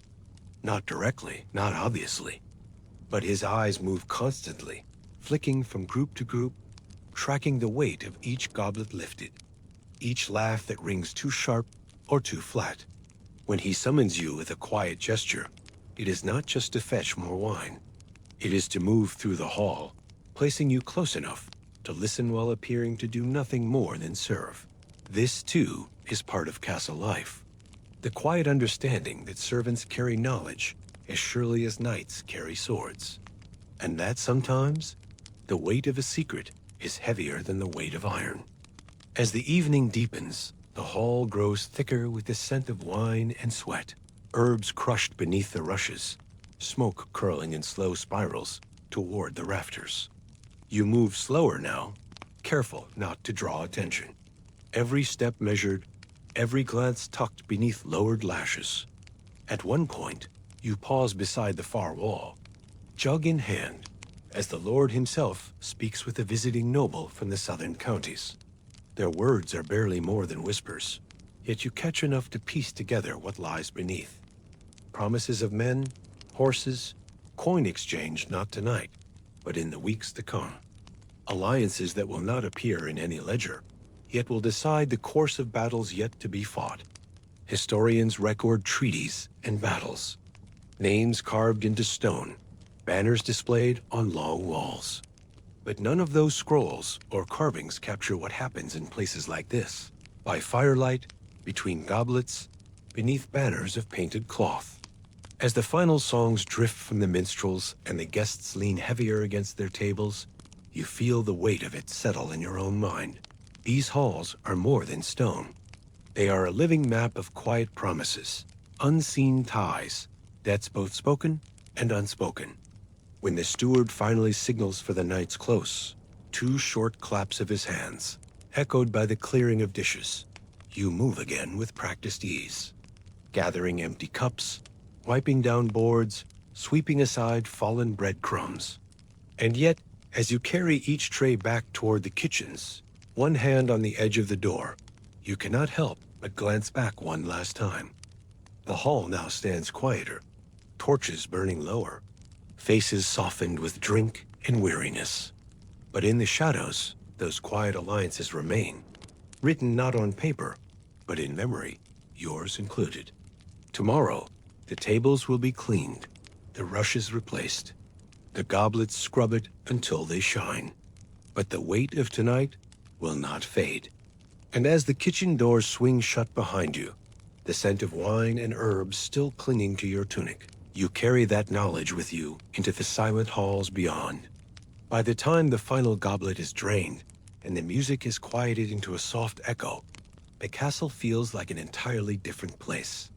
What was once a glowing center of wealth and power has turned hollow and still. The nobles are gone to their chambers, their silk gowns rustling against stone steps as they climb the spiral staircases into their private quarters. The jester has folded away his bright colors, his bells silent now as he trudges toward his modest room beneath the battlements. The minstrels have slipped their lutes back into leather cases and vanished down darkened corridors like ghosts returning to their crypts. All that remains now is work. You stand at the threshold of the great hall, a broom in one hand, eyes adjusting to the dimmer light. The grand torches have been snuffed one by one until only a handful remain burning low along the stone walls. Their flames flicker gently, casting long shadows across the floor that seem to dance and writhe like living things. Where once banners rippled and platters gleamed under gold candlelight, now there is quiet. Long trestle tables covered in half-eaten food, toppled goblets, wax puddles hardened into rough shapes on the wooden boards like frozen tears. This is the hour no lord or lady writes about in letters or songs, the hour after. The hour when the real work of the castle begins anew. The steward's voice breaks the silence. Begin. You step forward, broom scraping gently against the floor as you begin the first sweep. The rushes laid earlier in the day, fresh and smelling of lavender and rosemary, now lie crushed and muddied beneath layers of spilled wine, grease, and ash. They tell their own story of the evening's revelries, a map of celebration written in stains and debris. You gather them in slow, steady piles, each sweep revealing more of the stone floor beneath. Alongside you, other servants do the same, bent backs, tired arms, feet moving automatically through the motions learned long ago through countless nights just like this one. The smell is different now. No longer the sharp spice of roasted peacock or rich sauces that had filled the air during the feast. Instead, the air is thick with sour wine, sweat, and cold fat left to congeal on wooden trenchers. You wrinkle your nose but continue working. There is no stopping until it is done. There never is. Around you, the great hall seems to exhale slowly, releasing the breath it had held all evening. The stone walls, which had absorbed the laughter and music and heated conversations, now stand silent as witnesses to the aftermath. Tapestries hang limp against the walls, their rich colors muted in the dim torchlight. The fire in the great hearth is burned down to glowing embers, casting a red glow across the nearest tables. Platters are gathered next, stacks of silver and pewter balanced carefully in strong arms, carried down into the scullery where steaming cauldrons already bubble. The kitchen boys are waiting there, faces flushed from hours spent near open flames. Buckets of hot water slosh across the stone floor, mixing with the already damp rushes underfoot. The sound of scrubbing echoes through the narrow corridors leading to the kitchen, a rhythm as old as the castle itself. You pause once, resting a hand on the edge of the table nearest the high dais, eyes drifting upward to where the Lord himself had sat only hours before. His chair remains, draped in finely woven cloth, now stained faintly where a goblet had spilled during the final toast. The cushion still bears the impression of his weight, a small reminder of power temporarily absent. You wipe it clean with the edge of your sleeve, without thinking, a small automatic gesture born of years of service. One of the lesser-known truths of a castle's life is this: no matter how grand the feast, someone always stays behind to sweep up after. Even after the grandest alliances are sealed with ceremonial wine, after whispered secrets are traded behind silver goblets, after marriage contracts are signed with flourishes of goose quill pens, someone must carry away the bones and clean the wax from the floor.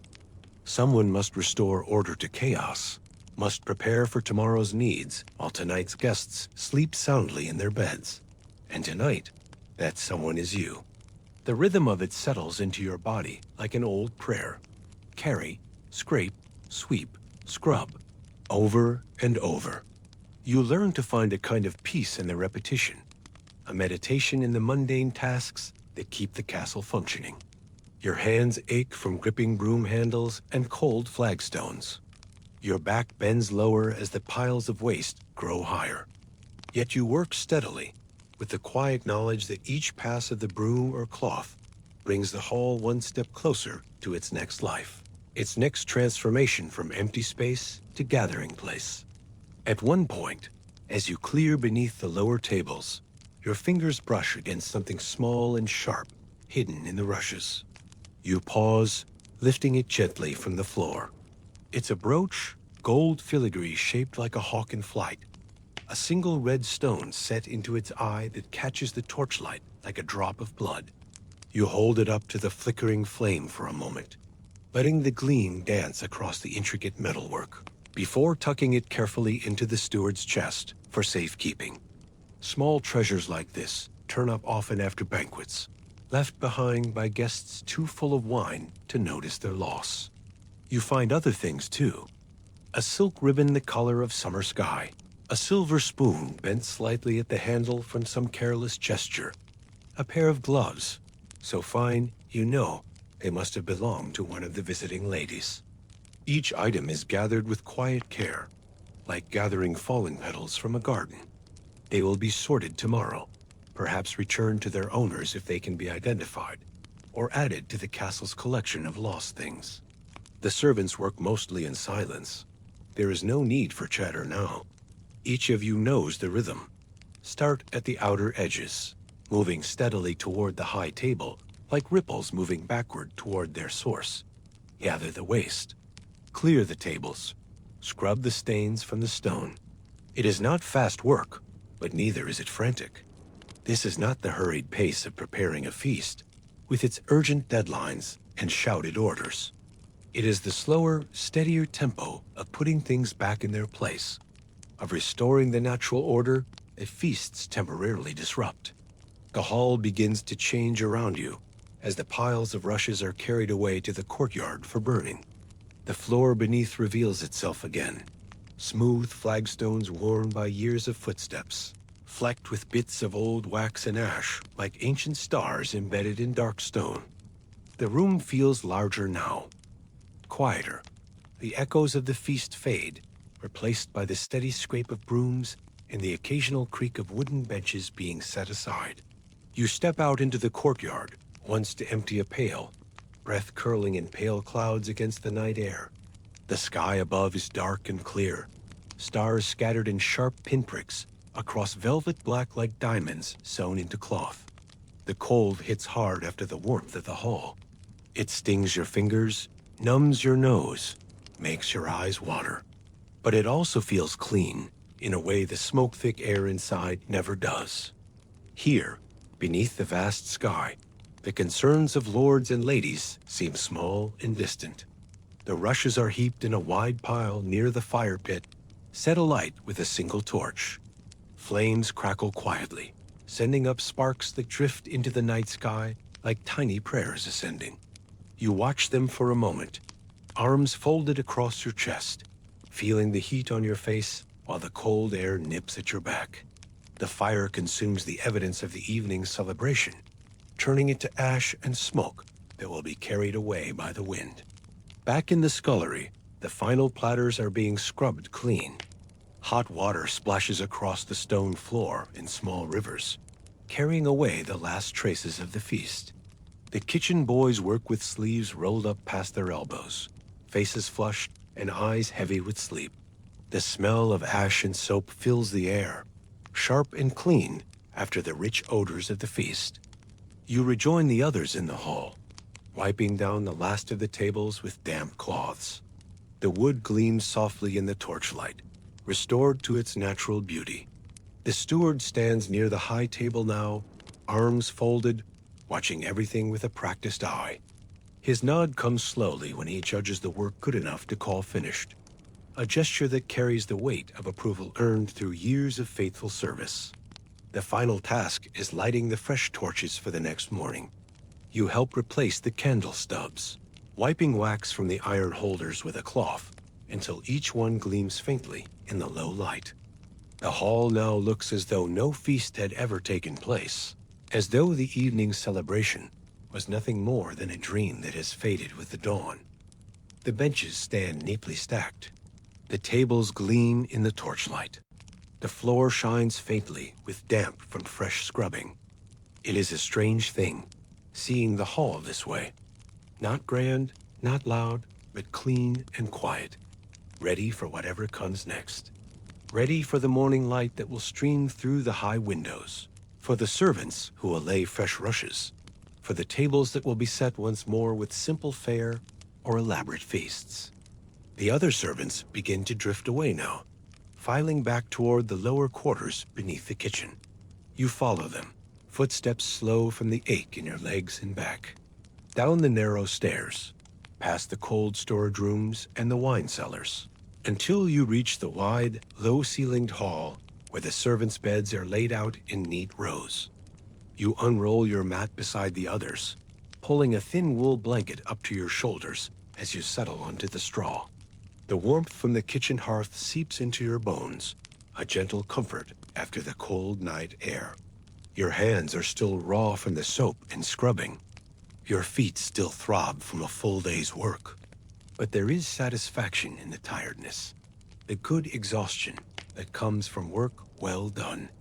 But as your eyes drift closed, there is no bitterness in it, only quiet satisfaction, the deep contentment that comes from knowing your place in the great machinery of the castle, from understanding that your work, though unseen by the lords and ladies, is essential to their world. The castle lives through nights like this, through quiet hands and careful eyes, through footsteps carried across worn stone floors long after the lords and ladies have gone to sleep, through the countless small acts of service that keep the great wheel turning, season after season, year after year. And as sleep takes you, one final thought settles in your mind like a stone dropped into still water. The feast may end. The torches may burn low. The songs may fade into memory. But tomorrow, and all the days after, the castle will wake again. The fires will be lit. The bread will rise. The tables will be set once more. And you will be there, moving through it all like a shadow, steady and unseen. Part of the rhythm that never truly stops. Part of the heartbeat of the castle itself. And that's where we'll leave it for tonight. From the cold stone kitchens to the smoky great halls.